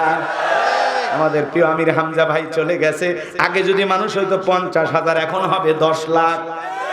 আমাদের আজারি ভাই বিদেশে চলে গেছে, আবার যদি দেশে যে কোরআনের কথা বলার সুযোগ পায়, মানুষ হবে লক্ষ লক্ষ। এই জন্য আলেমদের মুসিবত বিপদে, ইমানের পরীক্ষায় যার যত কুরবানি, তার তত আল্লাহর দয়ার মেহেরবানি। সুবহানাল্লাহ। আলেমদের কেউ কেউ ঘৃণা করে, আলেমদেরকে মানুষ ভালোবাসে। কথা বলে ঠিক কি না? এই দেশের মানুষ আলেমদেরকে কলিজাতে ভালোবাসে। কথা বলে ঠিক কি না? এদেশের কলিজায়, এদেশের মুসলমানের কলিজায় আলেমদের স্থান। কথা বলে না কেন? রাগ করতেছেন নাকি? অনেকে বলতেছে হুজুর ওয়াজ করবেন, করেন, এদিক ওদিক যান কেন? বাস্তবতা না বললে হবে? লিল্লাহে তাকবীর। চলেন সামনের দিকে যায়, কথা যেন ভুলে না যান। সে কথা বলতে চাচ্ছিলাম বাজান গো আমার, খুব মনোযোগ দিয়ে গুনাহগারের কথাগুলো শ্রবণ করার চেষ্টা করবেন। এইবার নবী দানিয়েল আলাইহিস সালাম জেলখানায়, তার উম্মতেরাও জেলখানায়, এক নয় দুই নয় ৭০,০০০ উম্মতকে গ্রেফতার করেছে। নবী দানিয়েল দেখে বলে, কি ব্যাপার? কই গেল তোমাদের দাম্ভিকতা? কই গেল অহংকার? কই গেল সুন্দরী নারী? কই গেল তোমাদের সম্পদের বড়াই? এই দিনের ভয় তো আমি তোমাদেরকে দেখাইছিলাম, হয় এক আল্লাহর আল্লাহর ইবাদত করো, নইলে কিন্তু জালেম শাসক ঘাড়ে চাপবে। সেই তো আমার কথা দিবালোকের মতো পরিষ্কার হয়ে গেল।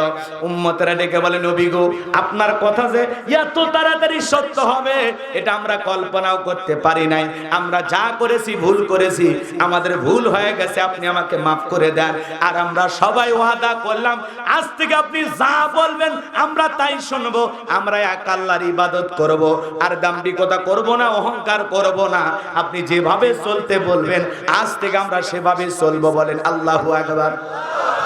নবী দানিয়েল সালাম ডেকে বলে, শোনো আমার উম্মতেরা, যদি তোমরা সত্যি তওবা করে ফিরে আসতে চাও, মনে রাখবেন বাজান, একটা সন্তান অপরাধ করে মায়ের কাছে যেরকম ফিরে আসলে মায়ের যেমন মায়া হয়, ঠিক কোন উম্মত যদি ভুল করে নবীর কাছে ক্ষমা চায়, নবীরও মায়ের মতোই মায়া লাগে। বলেন আল্লাহু আকবার। নবী দানিয়েল ডেকে বলে, শোনো, যদি তোমরা তওবা করে এক আল্লাহর ইবাদত করো, তাহলে আমি তোমাদেরকে একটা ফর্মুলা বলে দেই। আজকে রাত 12টার পরে আমি যখন আল্লাহ বলে ডাক দেব, আমার চিৎকার শুনে তোমরা ঘুম থেকে জাগ্রত হইবা। সবাই পবিত্রতা অর্জন করে আমরা আল্লাহ তাআলার কাছে সিজদায় মাথা নত করে নিজেদের ভুল ত্রুটিগুলো আল্লাহর কাছে ক্ষমা চাইব। আর আল্লাহ রাব্বুল আলামিনের কাছে কাকুতি মিনতি সহকারে প্রার্থনা করব, আল্লাহ আল্লাহ আল্লাহ এই জালেমের জেলখানা থেকে মুক্তির ব্যবস্থা করে দেন। একমাত্র আল্লাহই পারে এখান থেকে বের করতে, তাছাড়া দুনিয়ার কেউ আমাদেরকে বের করতে পারবে না। বলেন আল্লাহু আকবার। এবার উম্মতেরা রাজি হয়ে গেল। রাত 12টার পরে নবী দানিয়েল সালাম আল্লাহ বলে ডাক দিয়েছে। আপনারা একটু জোরে বলেন আল্লাহ, আর একটু জোরে বলেন আল্লাহ, আর একবার জোরে ডাক দেন আল্লাহ, আর একটু ভালোবাসা নিয়ে ডাক দেন বলেন আল্লাহ। এই যে আল্লাহ আল্লাহ বলে ডাক দিলাম, আমাদের আল্লাহ খুশি না বেজার? যত ডাকবেন বেশি তত আল্লাহর প্রিয় বান্দা হতে পারবো। কথা বলেন ঠিক কিনা? একটু মনোযোগ দিয়ে শোনেন বাজান। পয়গম্বরের উম্মতেরা আল্লাহ আল্লাহ বলে ডাক দিল, জাগ্রত হয়ে গেল, পবিত্রতা অর্জন করে সিজদায় মাথা নত করে কাকুতি মিনতি সহকারে দোয়া করা শুরু করলো। পয়গম্বর ডেকে বলে, আল্লাহ আমার উম্মতেরা ভুল বুঝতে পেরেছে, তারা আর জীবনে কোনোদিন দাম্ভিকতা করবে না, আর কোনোদিন পথভ্রষ্ট হবে না, আর কোনোদিন গোমরাহির পথে পরিচালিত হবে না। আল্লাহ গো, আমার উম্মতের জীবনের ত্রুটিগুলো মাফ করে দাও। ও আল্লাহ, আমাদের দোয়াকে কবুল করে নাও। একমাত্র আপনি পারেন এই জালেমের জেলখানা থেকে মুক্তির ব্যবস্থা করে দিতে। পয়গম্বর কাকুতি মিনতি সহকারে চোখের পানি ছেড়ে দিয়ে আল্লাহর কাছে দোয়া করতেছেন। আমার আল্লাহ আসমান থেকে ডেকে বলে, ও নবী দানিয়েল, দোয়া মঞ্জুর হয়ে গেছে, আর কাঁদতে হবে না। আমি আল্লাহ তোমাদের তওবা দোয়া কবুল করে নিলাম।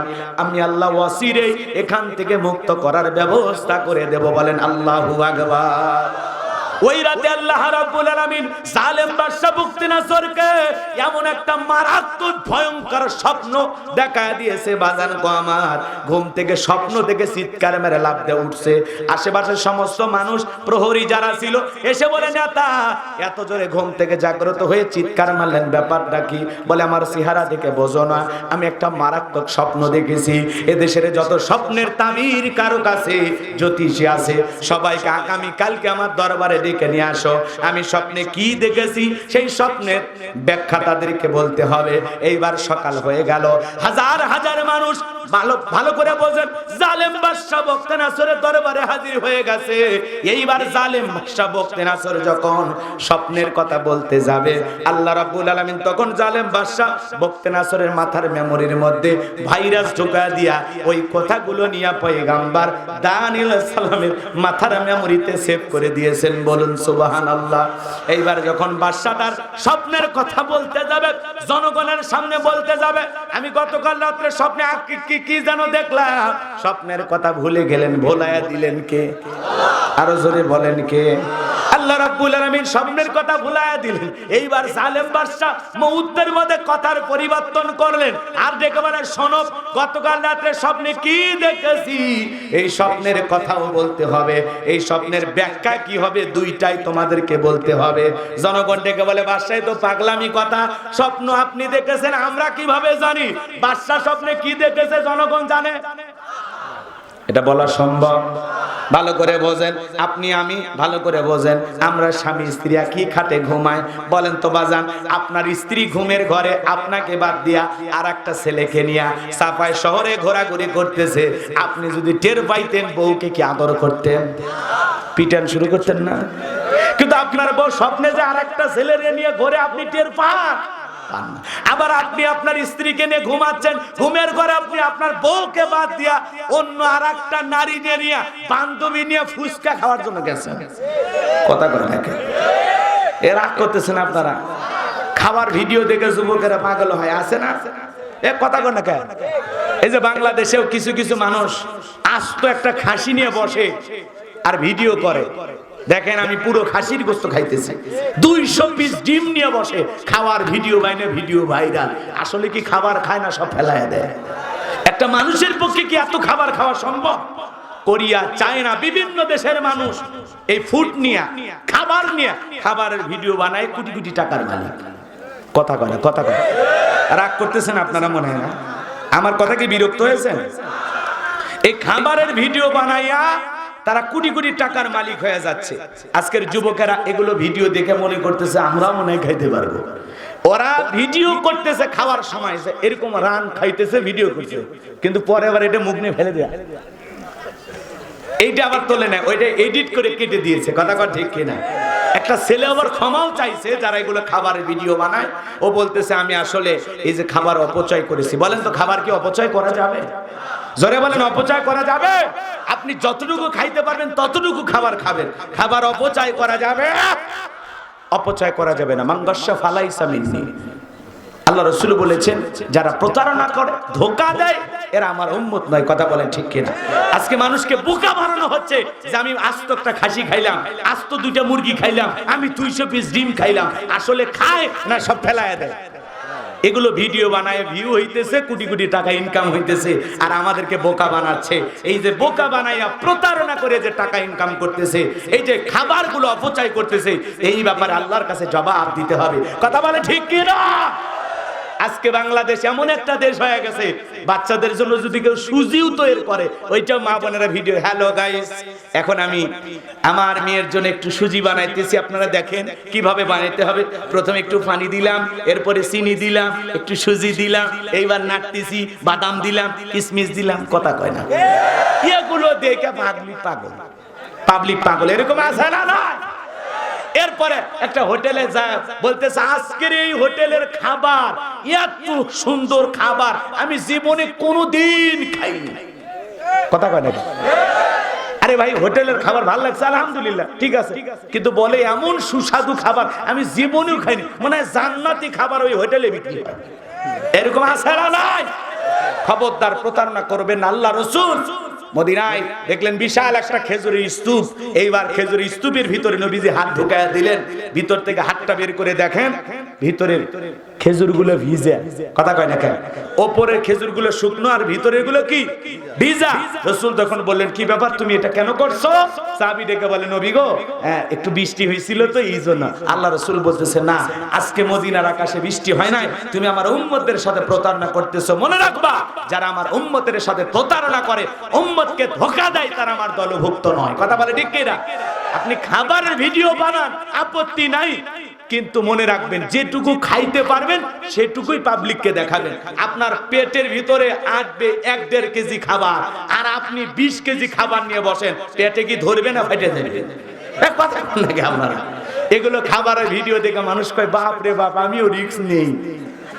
রাগ করতেছেন মনে হয়? চলেন বাজান সামনের দিকে যাই, মন খারাপ করবেন না, কষ্ট পাচ্ছেন। তাহলে ঘুমের ঘরে আপনি আপনার বউকে বাদ দিয়া অন্য আর একটা নারী নিয়ে ফুচকা খাইতেছেন চাপায়ে। এটা যদি বউটের পাইতো আপনারে কি ঘুমাইতে দিত? জোরে বলেন দিত? তার মানে স্বামী কি স্বপ্ন দেখে স্ত্রী জানে না, স্ত্রী কি স্বপ্ন দেখে স্বামী জানে না। কথা বলে ঠিক কিনা? আমরা স্বপ্নে দেখি সাপ তারা ঘটতেছে, ঘুম থেকে উঠলে কি সাপ খুঁজে পাওয়া যায়? স্বপ্নে দেখি আগুন লাগছে, জাগ্রত হলে কি আগুন দেখা যায়? জোরে বলেন দেখা যায়। গরিব মানুষ টিনের বেড়াওয়ালা বাড়িতে ঘুমায়, ঘুমের ঘরে স্বপ্ন দেখে বাপরে বাপ আম বিক্রি করতে করতে, আমের ব্যবসা বাণিজ্য করতে করতে এত টাকার মালিক হয়ে গেছে। চাঁপাইনবাবগঞ্জ শহরে 5 তলা বাড়ি বানাইছে, চাকর চাকরানির অভাব নাই। ঘুমের ঘরে ডেকে বলে এক কাপ চা দিয়ে যা, থাপ্পড় মাইরে দেখে সেই সিঁড়ে খেতায়। বিল্ডিং কে আর খুঁজে পাওয়া যায়? কথা কি বোঝেন? এই জন্য স্বপ্ন স্বপ্নই, স্বপ্ন বাস্তব হয় না। কত যুবক আছে নায়িকাদের ছবি ঘরের ভিতরে ঝুলানো আছে, ঘুমানোর আগে এক নজর দেখে, আরে এরে যদি পাইতাম জীবনে বউ বানাইতে পারলে জীবনটা ধন্য হয়ে যেত। ঘুমের ঘরে দেখে ওই নায়িকা ওর বুকের ওপর। এরকম আছে না নাই? তার মানে স্বপ্ন স্বপ্ন স্বপ্ন কোনোদিন বাস্তব হয়? তাহলে আপনি কি স্বপ্ন দেখেন আপনার বউ জানে? আপনি কি স্বপ্ন দেখেন আপনার বউ জানে? আপনার বউ কি স্বপ্ন দেখে আপনি কি জানেন? তার মানে স্বপ্ন স্বপ্নই, কথা বলেন ঠিক কি না? ভালো করে বোঝেন বাজান। হযরত আলী, ভালো করে বুঝবেন, মসজিদে নববীতে ফজরের নামাজের পরে এক মহিলা খেজুর নিয়ে আসলেন। হযরত ওমর খেজুরগুলো বিতরণ করে দিতেছেন। একটা খেজুর নিয়ে হযরত ওমর হযরত আলীর মুখের ভিতরে ঢুকায় দিলেন। সুবহানাল্লাহ বলেন। এইবার হযরত আলী ডেকে বলে, ও খলিফাতুল মুসলিমিন, আমিরুল মুমিনিন, অনেককে আপনি খেজুর দিলেন 2টা করে, বেশি বেশি খেজুর দিলেন, আমাকে একটা কেন দিলেন? হযরত ওমর ডেকে বলে, নবী যদি তোমারে 2টা খেজুর দিত, আমিও তোমারে 2টা দিতাম। বলেন আল্লাহু আকবার। হযরত আলী স্বপ্নে দেখেছেন রাসূল তাকে খেজুর খাওয়াইতেছেন একটা। কয়টা? হযরত ওমরও একটা খাওয়াইছেন। আল্লাহু আকবার বলেন। হযরত আলী স্বপ্ন দেখেছেন, হযরত ওমর টের পাইছেন। সুবহানাল্লাহ বলেন। সেই সাহাবায়ে কিরামদের স্বপ্ন সত্যি, কথা বলেন ঠিক কি না? কিন্তু আমাদের যে ভুল ভাল স্বপ্ন, আমরা কি এত ভালো স্বপ্ন দেখি? তো যাই হোক বাজান, সামনের দিকে যায়। বাদশা দেখে বলে, আমি স্বপ্নে কি দেখেছি স্বপ্নের কথাও তোমাদেরকে বলতে হবে, স্বপ্নের ব্যাখ্যাও তোমাদেরকে বলতে হবে। জনগণ ডেকে বলে, বাদশা এ তো পাগলামি কথা, আপনি স্বপ্নের কথা বলবেন, আমরা স্বপ্নের ব্যাখ্যা বলবো। আমরা স্বপ্নের তাবির কারক, আমরা ব্যাখ্যা বলতে পারি, আপনার স্বপ্নের কথা বলতে পারি না। বাদশা ডেকে বলে, কেন? তোমরা নাকি গায়েব জানো? কি জানো? গায়েব। কথা কয় না গায়েব? গায়েবের দাবিদার আমাদের সমাজে আছে না নাই? মনে রাখবেন, যদি কেউ বলে আমি গায়েব জানি, ওটা ভণ্ড ছাড়া কিছুই না। ওরে অন্ধকার রুমের ভিতরে নিয়ে যাবেন, আসাতারে পিটাইবেন, পিটাইয়া ওরে বলবেন গায়েবী মার দিলাম, খবরদার কারো কাছে বলবি না, বললে ধ্বংস হয়ে যাবে। আল্লাহ ছাড়া দুনিয়ার কেউ গায়েব জানে? যারা বলবে আমরা গায়েব জানি, এরা ভণ্ড ছাড়া কিছু না। ঠিক আছে? সেটা পীর হোক আর যেমন মানুষই হোক, খবর তার এগুলো বিশ্বাস করা যাবে না। গায়েবের কথা এদিকে বলতে গেলে আবার লম্বা হবে, আমার এত সময় হাতে নাই, কষ্ট হচ্ছে আপনাদের, তাই না? লিল্লাহি তাকবীর। তাহলে বলেন তো, আল্লাহ ছাড়া দুনিয়ার কার কাছে গায়েবের ইলম আছে? গায়েবের ইলম কার কাছে? কোন সাধু বাবা, লালা বাবা, কালা বাবা, ধলা বাবা, ওই সোয়াটালা বাবা, জটালা বাবা, কারো কাছে গায়েব নাই। গায়েবের ইলম কার কাছে? এমন কি দুনিয়ার কোন নবী রাসূল গায়েব জানতো? আল্লাহ যতটুকু জানায়া দিতেন, নবীরা ততটুকুই জানতো। কথা বলেন ঠিক কিনা? সামনের দিকে যাই, লম্বা হবে, লম্বা করতে পারবো না। এদিকে বললে আর 2-10 মিনিট বলা যায়, আপনাদেরও ভালো লাগতো, কিন্তু এত সময় তো হাতে নাই। সংক্ষিপ্ত করে একটু বলে দিয়ে যাই বাজান গো আমার। এইবার বাদশা ডেকে বলে, শোনো, আমি 7 দিনের আলটিমেটাম দিলাম, এই 7 দিনের মধ্যে স্বপ্নে কি দেখেছি সেই কথাও তোমাদের বলতে হবে, স্বপ্নের ব্যাখ্যাও বলতে হবে, না হলে 7 দিন পরে ফাঁসিতে ঝোলায়া মারবো। বলেন তো, জনগণের কি কোনো অপরাধ আছে? কিন্তু জালেমদের কাছে তো অপরাধ করা লাগে না। কথা বলে না কেন? ওরা রাতকে দিন বানাইতে পারে, দিনকে রাত বানাইতে পারে। ওরা অপরাধীদের ছেড়ে দেয়, নিরপরাধ মানুষকে জুলুম করে বিদায় করে। কথা বলে ঠিক কি না? ভালো করে বোঝেন। একটু সামনের দিকে যাই বাজান। জনগণ টেনশনে পড়ে গেল, বাদশা গো এত পাগলামি কথা। এইবার জনগণ চলে গেল, বাদশাও নিজের রুমে চলে গেল, জেলার জেলখানা দিয়ে ঘুরতেছে আর টেনশনে পড়ে গেছে। নবী দানিয়াল দেখে বলে, শোনো, জেলার তোমার চেহারার মধ্যে চিন্তার ছাপ দেখা যায়, কি ব্যাপার, কি টেনশনে আছো? জেলার ডেকে বলে, কি বলবো আপনি বলেন। আমাদের বাদশা গতকাল রাত্রে কি জানো স্বপ্নে দেখেছে, স্বপ্নের ব্যাখ্যা স্বপ্নের কথা বলতে যাবে আর স্বপ্নের কথা বাদশা ভুলে গেছে। এইবার জনগণ জনগণকে ডেকে বলেছে স্বপ্নে বাদশা কি দেখেছে সেই কথাও তাদেরকে বলতে হবে, স্বপ্নের ব্যাখ্যাও বলতে হবে, না হলে এদেশের যত স্বপ্নের তাবির কারক আছে সবাইকে বাদশা ফাঁসি দিয়ে মারবে। নবী দানিয়াল ডেকে বলে জেলাদ তোমার বাদশা স্বপ্নে কি দেখেছে সেই কথাও আমার জানা আছে, এই স্বপ্নের ব্যাখ্যাটা কি হবে দুইটাই আমার কাছে জানা আছে। বলেন আল্লাহু আকবার। এই কথা শোনার পর জেলার মারছে দৌড় যায়, বলে ও বাদশাহ জেলখানে একটা আসামি আছে, সে আপনার স্বপ্নের কথাও জানে স্বপ্নের ব্যাখ্যাও জানে। এইবার জেলারের কথা শুই না বাদশাহ ডেকে বলে ওই বাজান কই বাজানকে আমার কাছে নিয়ে আসো। খেলার নাম বাবাজি কই বাজান কই বাজানকে আমার কাছে নিয়ে আসো। এইবার জেলার যায় বলে ও দানিয়াল চলো বাদশা তোমারে ডাকতেছে। নবী দানিয়াল ডেকে বলে শোনো জেলার যদি আমাকে নিতে চাও আমি একা বের হব না, আমার সঙ্গে আমার ৭০,০০০ লোককে গ্রেফতার করা হয়েছে, একে একে ওদেরকে জেলখানা থেকে বের করে দিতে হবে, তারপরে আমি জেলখানা থেকে বের হব। বলেন আল্লাহু আকবার। নবীরা হলো পৃথিবীর আদর্শ নেতা। নেতা কারে বলে যার তার পিছনে স্লোগান দিয়ে লাভ নাই। আল্লাহু আকবার কোন। ওই বল্টু ভাইয়ের চরিত্র ফুলের মতো পবিত্র, নামাজ পড়ে ১ ওয়াক্ত, গাঁজা খায় ৫ ওয়াক্ত, ঘুমসুরিতে ফাঁকা ভক্ত, শয়তানের ১ নাম্বার ভক্ত, হুজুরদের জন্য খুবই শক্ত, সুশা খায় গরিবের রক্ত। কথা বলেন ঠিক কি না? কয় নেতা পাইছি একখান, ট্যাবলেট ভাই ট্যাবলেট ভাই ট্যাবলেট ভাই আছে যেখানে আমরা আছি সেখানে, ট্যাবলেট ভাই গেছে কবরে তোমরা কেন ওপরে? কথা কয় না কথা কয় না। যাত্রার পিছনে স্লোগান দেওয়া যাবে না। নেতা কারে বলে নবীদের জীবন থেকে জানতে হবে।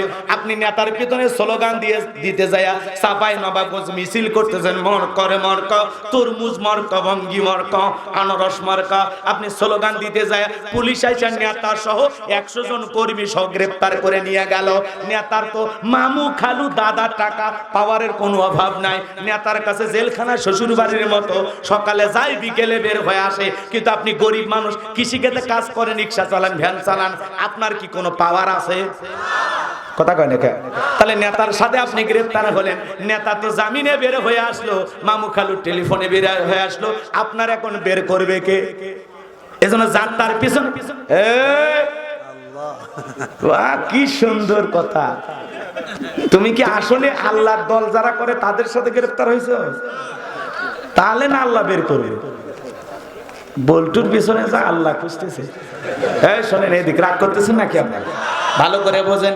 নেতা যদি ভালো হইতো ডেকে বলতো এরা গরিব মানুষ আমাকে ভালোবাসে মহাব্বত করে, আমার স্লোগান দিয়া এরা রাজপথে মিছিল করতে আসছে, এদের কোনো অপরাধ নাই। এরা যদি একদিন রিক্সা না চালায়, কৃষিক্ষেত্রে একদিন কাজ না করে, ওদের সংসারে চুলায় আগুন জ্বলবে না, এদের কষ্ট হবে, দুঃখ দুর্দশা হবে। অতএব আমি নেতা এদেরকে জেলখানা থেকে মুক্ত না করা পর্যন্ত আমি বের হব না। আমার একটা কর্মী জেলখানায় থাকা অবস্থায় আমি বের হব না। আগে এদের জামিনের ব্যবস্থা করো। নেতা যদি আদর্শবান হয়, ভালো হয়, জনদরদি হয়, আগে আপনার চিন্তা করবে, তারপর নিজের। এজন্য আপনি সেই নেতার জন্য জীবন দিতে রাজি হন যে নেতা আপনার দুঃখের দিনে আপনার পাশে দাঁড়াবে, যে নেতা আপনার সুখে হাসে আপনার দুঃখে কাঁদে, আপনার সুখে হাসে আপনার দুঃখে কাঁদে, আপনি বিপদে পড়লে আপনার বউ বাচ্চার পাশে দাঁড়াবে, আপনার ছেলে মেয়ের খরচ চালাবে। এমন নেতার পিছনে স্লোগান দেন, যাত্রার পিছনে স্লোগান দিয়া বউ বাচ্চাকে বিপদে ফেলবেন না, সাবধান। কথা কম। সেই নেতার পিছনে হাঁটবেন যে আপনি বিপদে পড়লে যেন আপনার পরিবারের পাশে দাঁড়ায়, আপনার স্ত্রীকে সহযোগিতা করে টাকা পয়সা দিয়া, আপনার ছেলে মেয়ের পড়াশোনার খরচ চালায়। আপনি যদি ৫ বছর বিপদেও থাকেন, এই ৫ বছর আপনি নিশ্চিন্তে থাকতে পারবেন, কারণ আপনি এমন এক নেতার অনুসারী যে নেতা আপনার পরিবারকে নিজের পরিবারের মতো দেখে রাখবে। ঠিক আছে? কথা কি বুঝছেন নাকি আরো অ্যাঙ্গেলে বুঝে নেন? জ্ঞানী লোকের জন্য ইশারায় যথেষ্ট। কথা কি বুঝতে পারছেন? হ্যাঁ ঠিক আছে। লিল্লাহে তাকবীর। কষ্ট পাচ্ছেন মনে হয় ভাইরা, আমার মন খারাপ করবেন না। এজন্য চলুন সামনের দিকে যাই।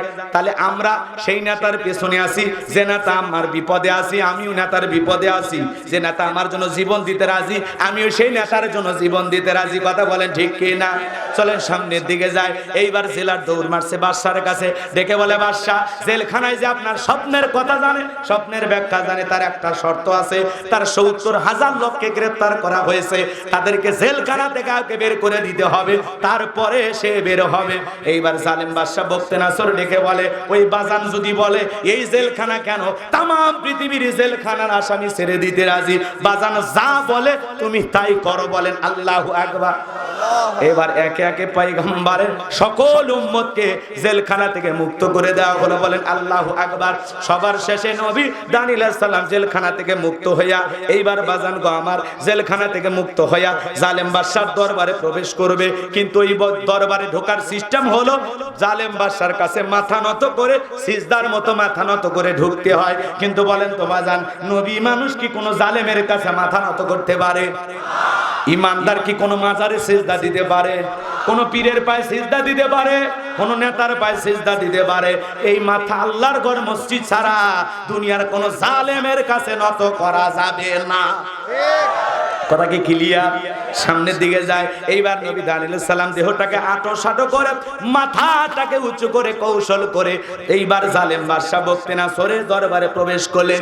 এমন দৃশ্য দেখার পর বাদশা বখতে নাসর ডেকে বলে, যত মানুষ আমার দরবারে প্রবেশ করে সবাই মাথা নত করে প্রবেশ করে, তুমি কেন মাথা নত করলা না? নবী দানিয়েল ডেকে বলে, আপনার স্বপ্নের কথা যে আমার মাথার মেমোরির মধ্যে সেভ করে দিয়েছে, তার কথা হলো তাকে ছাড়া অন্য কারো কাছে মাথা নত করা যাবে না। আর যদি আমি মাথা নত করতাম, সে যদি স্বপ্নের কথা আপনার মতো ভোলায় দিত, আপনি আমাকেও মারতেন, নিজেও টেনশনে মরতেন। তখন ডেকে বলে, বাজান যা করেছো তুমি ঠিক করেছো, আসলেই তোমার বুদ্ধি আছে, নবীদের বুদ্ধি না থাকে কি পারে? আল্লাহু আকবার বলেন। নবীদেরকে জ্ঞানী বানিয়েছেন কে? এই এবার জালেম বাদশা বখতে নাসর নিজের চেয়ার থেকে উঠলেন আর নবী দানিয়েল আলাইহিস সালামকে ধইরা তার চেয়ারের মধ্যে বসায়া দিলেন, বলেন আল্লাহু আকবার। তাহলে জালেমের বন্দিশালা থেকে, জেলখানা থেকে মুক্ত করে বাদশাহীর চেয়ারে বসায়া দেন কে? সে আল্লাহ আজও আছে না নাই? খালি একটু বয়স বাড়ছে, নাউজুবিল্লাহ কোন। সে আল্লাহ আজও আছে না নাই? যে আল্লাহ জালেম বাদশা বখতে নাসরের জেলখানা থেকে নবী দানিয়েল আলাইহিস সালামকে চেয়ারে বসায় দিলেন, সে আল্লাহ আজও আছে না নাই? এইবার চেয়ারে বসার পর জালেম বাদশা দেখে বলে, বাবা স্বপ্নে কি দেখেছি তাড়াতাড়ি করে তুমি বলো, বাকি ঘটনাটাকে আপনারা শুনবেন। বাদশা স্বপ্নে কি দেখেছে কারা কারা শুনবেন একটু হাত তোলেন। লিল্লাহে তাকবীর, লিল্লাহে তাকবীর, লিল্লাহে তাকবীর। তাহলে আল্লাহ পাক কি বলেন? তাবারাকাল্লাযী বিয়াদিহিল মুলকু ওয়া হুয়া আলা কুল্লি শাইইন কাদির।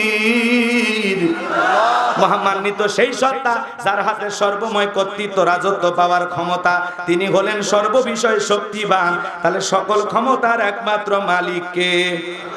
আরো জোরে বলেন কে? ভালো করে বোঝার চেষ্টা করবেন বাজার। আমি আপনাদের উদ্দেশ্যে 2টা আয়াতে কারিমা তেলাওয়াত করেছি, কথা বাকি আছে 3টা। জোরে বলেন কয়টা? আরো জোরে বলেন কয়টা?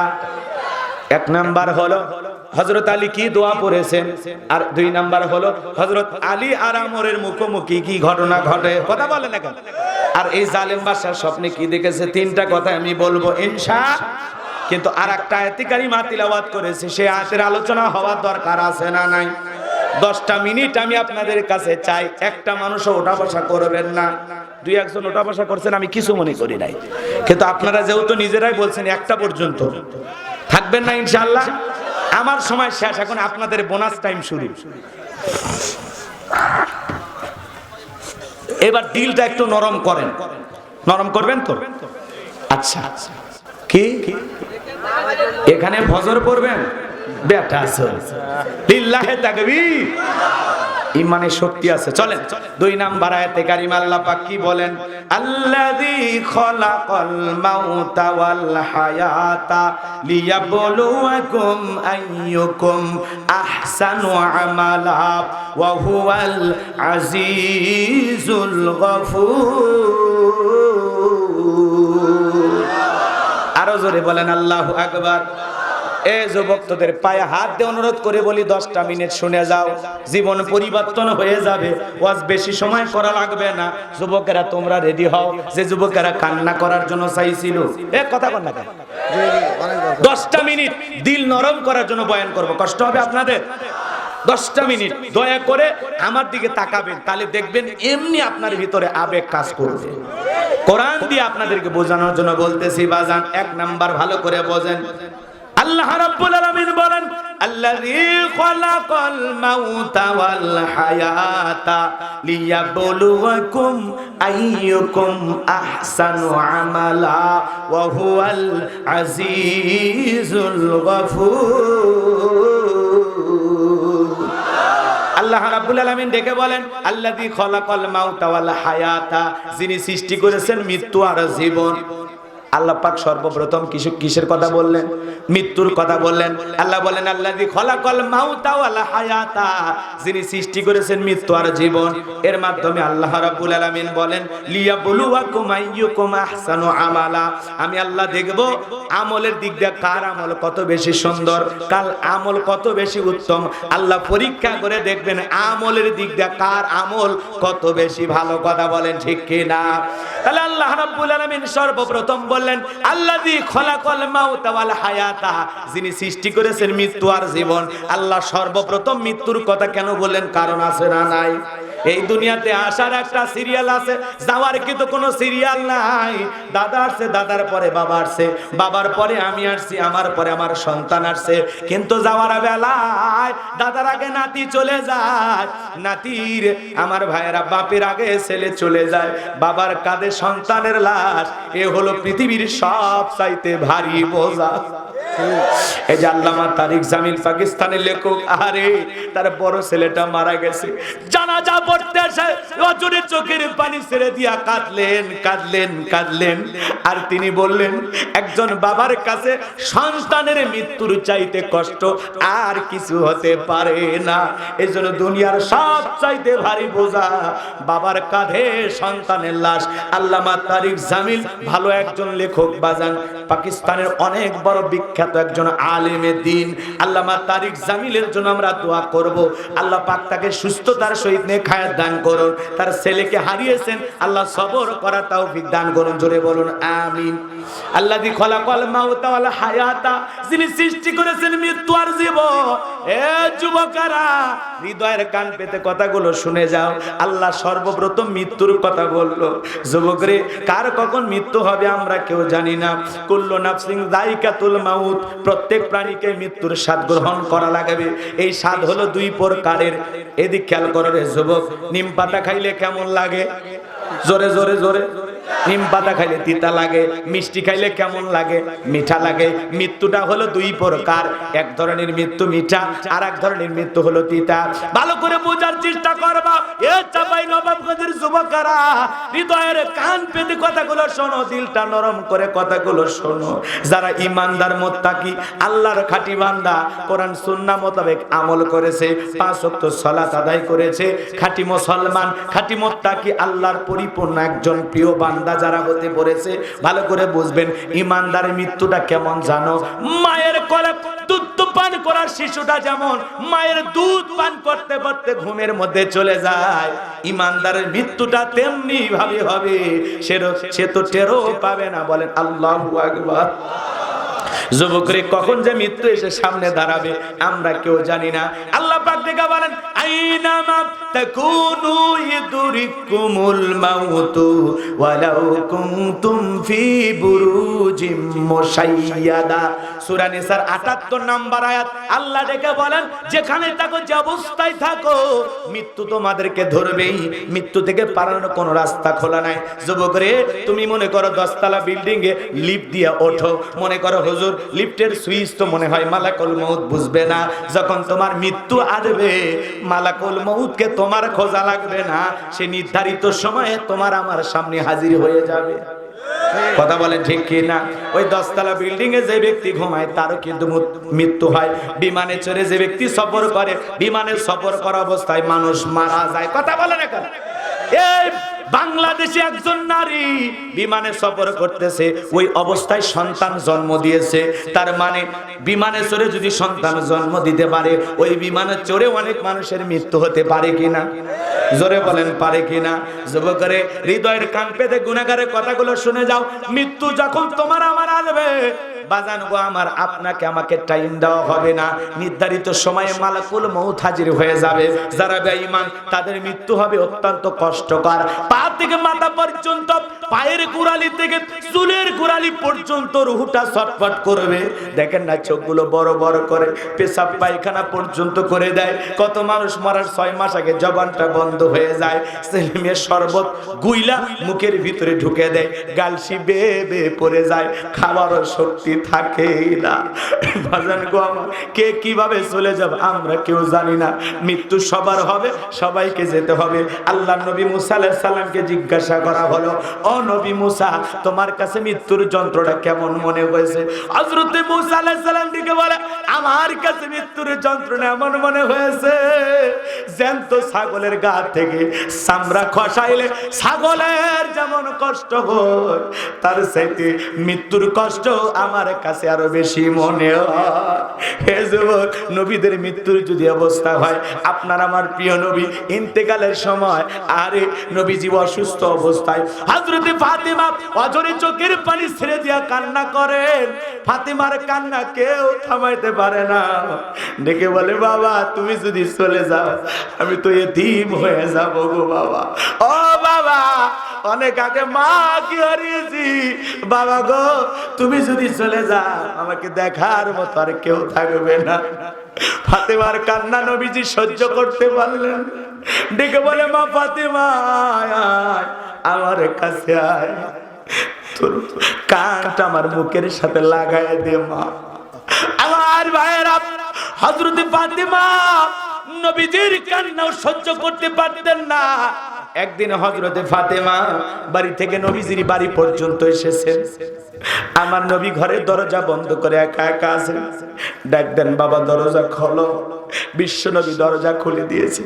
হযরতে ফাতিমা তাকায় দেখেন নবীজি অঝরে চোখের পানি ছেড়ে দিয়া কান্না করতেছেন। নবীজির চোখের পানি দেখা হযরতে ফাতিমা ডেকে বলে, বাবা আমার মা খাদিজার কথা ভেবে কি আপনি কান্না করেন, নাকি চাচা আবু তালেবের কথা ভেবে কান্না করেন? কি হয়েছে আপনার, আপনি কেন কাঁদেন? বিশ্ব নবী চোখের পানি ছেড়ে দিয়া কাঁদে আর ডেকে বলে, ও মা ফাতিমা, আমি তোর মা খাদিজার কথা ভেবে কান্দি না, আমি আমার চাচা আবু তালেবের কথা ভেবে কান্দি না। আমি কান্না করি কারণ হলো মা, আমাকে যখন মেরাজ করতে জিবরাইল নিয়ে গেল মা, জান্নাতের ভিতরে যখন প্রবেশ করানো হলো, জান্নাত আল্লাহ এত নিয়ামত দিয়ে সাজাইছে, জান্নাত দেখে দিলটা হয়ে গেল খুশি। আল্লাহর কাছে দোয়া করলাম বেশি বেশি আমার গুনাহগার উম্মত যেন হয় জান্নাতবাসী। বলুন সুবহানাল্লাহ। ও মা, জান্নাত দেখে আমার দিলটা ভরে গেল। এরপরে জিবরাইল যখন ডেকে বলে, নবী গো জান্নাত তো আপনাকে দেখানো হলো, এইবার চলেন নবী আপনাকে একটু জাহান্নামটা ঘুরে দেখায়। ও মা, জাহান্নামের ভিতরে আমাকে যখন প্রবেশ করানো হলো মা, আমি তাকায়া দেখলাম জাহান্নামের ভিতরে পুরুষের চাইতে নারীদের সংখ্যাই হলো অনেক বেশি।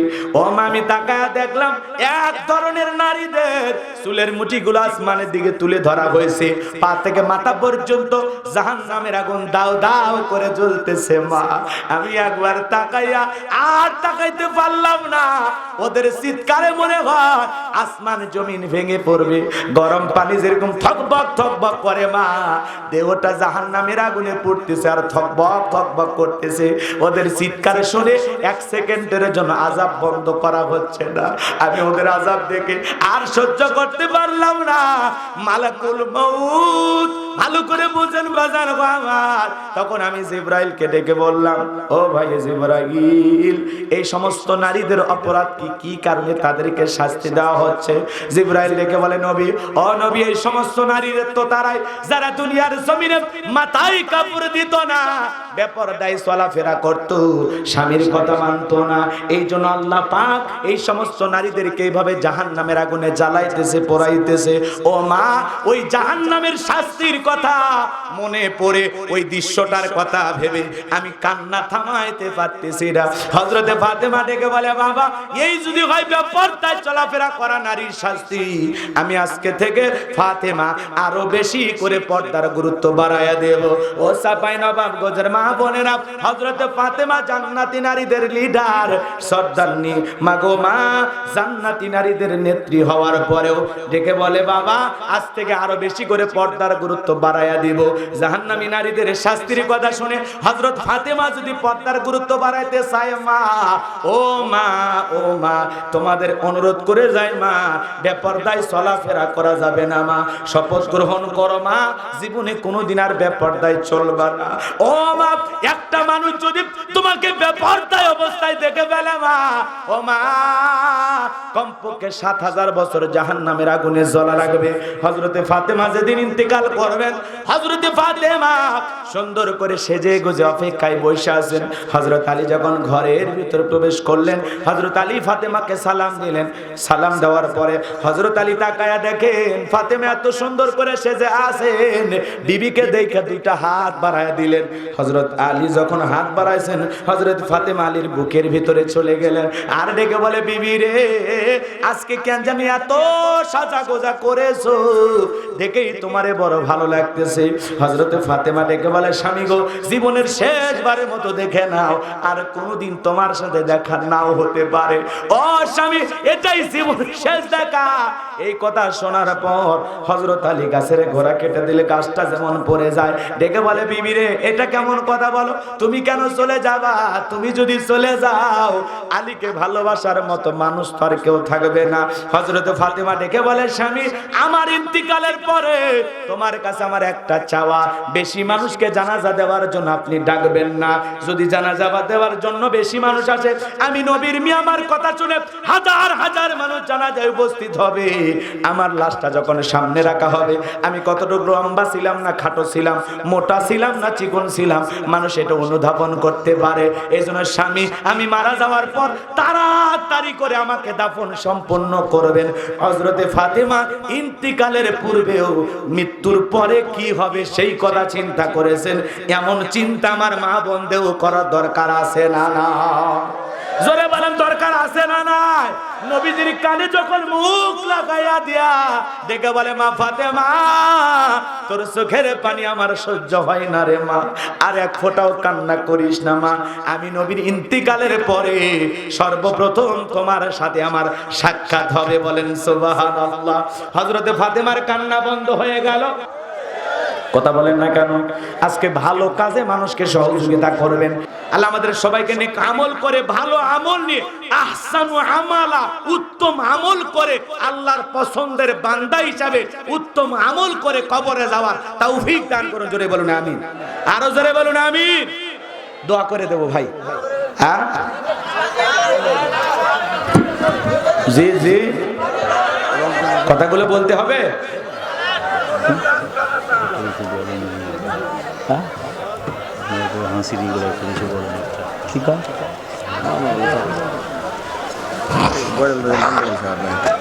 ভাই দোয়া করে দেব।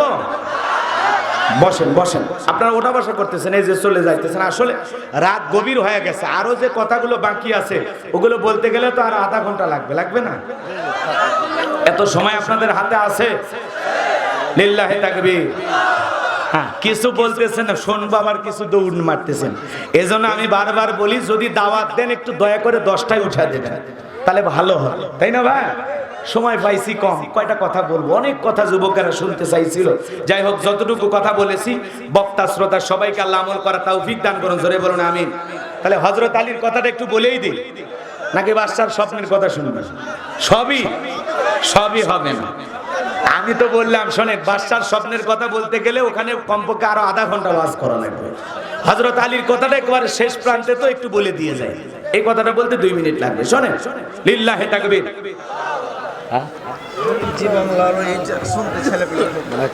ছেলেপেলের আবদার রক্ষা করা খুব কঠিন, তাই না?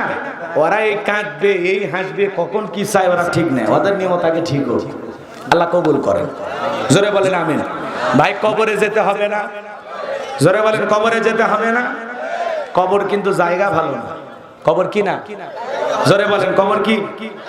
জায়গা ভালো না, এটা মনে রাখা লাগবে। কথা বলেন এখন। 6 দিন পরে নখ খসে যাবে, 9 দিন পরে চুল। কবর গাঘের সামান নিতে কইরো না কেউ ভুল। কবর জায়গা ভালো নয়, কবর জায়গা ভালো নয়। আমল দিয়ে কবর গৃহ সাজিয়ে নিতে হয়। কবর জায়গা ভালো নয়, কবর জায়গা ভালো নয়। আমল দিয়ে কবর গৃহ সাজিয়ে নিতে হয়। জোরে বলেন মারহাবা। 17 দিনে পেটের শেষে পোকার খাদ্য হবে। 7 দিন পরে গোস্ত খাবে না, কঙ্কাল পরে রবে। 17 দিনে পেটের শেষে পোকার খাদ্য হবে। 7 দিন পরে গোস্ত খাবে না, কঙ্কাল পরে রবে। 90 দিনে হাড়গুলি সব, 90 দিনে হাড়গুলি সব আলাদা হয়ে রয়। কবর জায়গা ভালো নয়, কবর জায়গা ভালো নয়। আমল দিয়ে কবর গৃহ সাজিয়ে নিতে হয়। 6 দিন পরে নখ খসে যাবে, 9 দিন পরে চুল। কবর গাঘের সামান নিতে কইরো না কেউ ভুল। কবর জায়গা ভালো নয়, কবর জায়গা ভালো নয়। আমল দিয়ে কবর গৃহ সাজিয়ে নিতে হয়। দেখের চেয়ে অহম্বর লোভ লালসার পাহাড়, হিংসায় চলে বিবেক হলো নফসের কালো আহার। দেখের চেয়ে অহম্বর লোভ লালসার পাহাড়, হিংসায় চলে বিবেক হলো নফসের কালো আহার। হামান কারণ সবারই এই, হামান কারণ সবারই এই পরিণতি পরিচয়। কবর জায়গা ভালো নয়, কবর জায়গা ভালো নয়। আমল দিয়ে কবর গৃহ সাজিয়ে নিতে হয়। 6 দিন পরে নখ খসে যাবে, 9 দিন পরে চুল। কবর গাঘের সামান নিতে কইরো না কেউ ভুল। কবর জায়গা ভালো নয়, কবর জায়গা ভালো নয়। আমল দিয়ে কবর গৃহ সাজিয়ে নিতে হয়। জোরে বলেন মারহাবা। আল্লাহ নেক আমল করে, উত্তম আমল করে আল্লাহর প্রিয় গোলামদের তালিকায় আমাদের নাম লিখে নিয়ে জান্নাতি মানুষ হয়ে মৃত্যুবরণ করার তৌফিক দান করুন। জোরে বলুন আমিন। ওয়ালা তামুতুন্না ইল্লা ওয়া আনতুম মুসলিমুন। আল্লাহ বলে পরিপূর্ণ ঈমানদার মুসলমান না হওয়া পর্যন্ত মৃত্যুবরণ করো না। সেই মুসলমান হয়ে আল্লাহ মৃত্যুবরণ করার তৌফিক দান করুন। জোরে বলুন আমিন। আরো জোরে বলুন আমিন। ভাইরা আমার, হযরত আলীর কথাটা আপনাদেরকে একটু বলে দিয়ে যায়। এইবার হযরত আলী এইবার তাকায়া দেখতেছেন আমর যেই তরবারি নিয়ে একটা যুদ্ধ করে, ওই তরবারিটাকে আল্লাহ পাক কাঠের তক্তা বানায়া দিয়েছে। সুবহানাল্লাহ বলে। লোহার তরবারিটা কি হয়ে গেছে? কাঠের তক্তা। তাহলে বলেন তো হযরত আলীর সাহস কমলো না বাড়লো? এইবার এক পা দুপা করে যখন দাগ বরাবর এসেছে, এইবার হযরত আলী যখন বাজার আমরকে মারার জন্য কাঠ বরাবর তরবারিটা ঠেকাইছে, তরবারি ঠেকাইতে দেরি আল্লাহ দেহ থেকে কাল্লাটা ফেলাইতে দেরি করে নাই। বলেন আল্লাহু আকবার। দেহ থেকে গর্দান আলাদা করে দিলেন কে? এই জন্য ইমানদারদের কাজ হলো সামনে এগিয়ে যাওয়া। কথা বলেন না কেন? ইমানদারদের কাজ হলো সামনে এগিয়ে যাওয়া। বিজয় দেওয়ার মালিক কে? সাহায্য করার মালিক কে? মনে রাখবেন, ইসলামের বিজয় আনতে বেশি মানুষের প্রয়োজন হয় না। বদরের প্রান্তরে 313 জন সাহাবীর মাধ্যমে হাজার হাজার কাফেরদের মোকাবেলায় আল্লাহ যদি ইমানদারদেরকে বিজয় দিতে পারেন, আজ যদি বদরের সাহাবীদের মতো ঈমান আমল মজবুত করে মুসলমানরা এগিয়ে যায়, আজও জালেমদেরকে পরাজিত করে ইমানদারদেরকে বিজয় দান করবেন কে? আরো জোরে বলেন কে? তাহলে সেই বিজয় আনতে গিয়া আপনার আমার ঈমান আমল পরিষ্কার হওয়ার দরকার আছে না নাই? গোলালু মার্কা হলে হবে না, হকের পথে থাকা লাগবে। এতে যদি জেল হয়, জুলুম হয়, ফাঁসি হয়, এরপরেও পিছপা হওয়ার সুযোগ নাই। কথা কয় না কেন? বাতিলের কাছে মাথা নত করার সুযোগ। এখন উচিত কথা যদি কই, পিঠের ওপর দিয়া যাবি মই, এ আনন্দে কিছু লোক কিনা খাবে বগুড়ার স্পেশাল দই। সত্য কথা বলতে হলে যেতে হবে কারাগারে, এমন আতঙ্ক আজ বাংলার ঘরে ঘরে। তবুও সত্য বলতে চাই, দুনিয়ার জালেমদের করি না ভয়, আমি ইসলামের দুশমনদের করি না ভয়। হক কথা বলতে গিয়ে যদি স্ত্রীকে বিধবা করতে হয়, সন্তানদের এতিম করতে হয়, মুসলমানকে প্রস্তুত থাকতে হবে কাপড়ের কাপড় মাথায় বেঁধে বাতিলের মোকাবেলা করার জন্য। কারা কারা এটি দু হাত তুলে আল্লাহকে দেখা। লিল্লাহি তাকবীর, লিল্লাহি তাকবীর। সাহস থাকা লাগবে। হযরত আলীর মতো সাহসী মানুষ হওয়া লাগবে। হযরত আলীর একটা কথা আপনাদেরকে বলি, জীবনে শুনছেন কিনা জানি না, বলবো। হযরত আলী গরমের দিনে পাতলা কাপড় পরে থাকতেন। কথা কেন তাই বলবো? গরমের দিনে তো আমরা পাতলা কাপড় পরে থাকি, কিন্তু না, হযরত আলীর ব্যাপার ব্যতিক্রম। হযরত আলী গরমের দিনে মোটা কাপড় পরে থাকতেন, সুবহানাল্লাহ বলেন, আর শীতের দিনে পাতলা কাপড় পরে থাকতেন। হযরত আলী হলো বাঘ বীর, সুবহানাল্লাহ বলেন। দেহের ভিতরে আল্লাহ এমন এমন পাওয়ার দিয়েছিলেন, আল্লাহু আকবার বলেন। হযরত আলী যখন খালি তরবারি ঠেকাইছে, দেহ থেকে আল্লাহ কালাটা আলাদা করে দিয়েছে, বলেন আল্লাহু আকবার।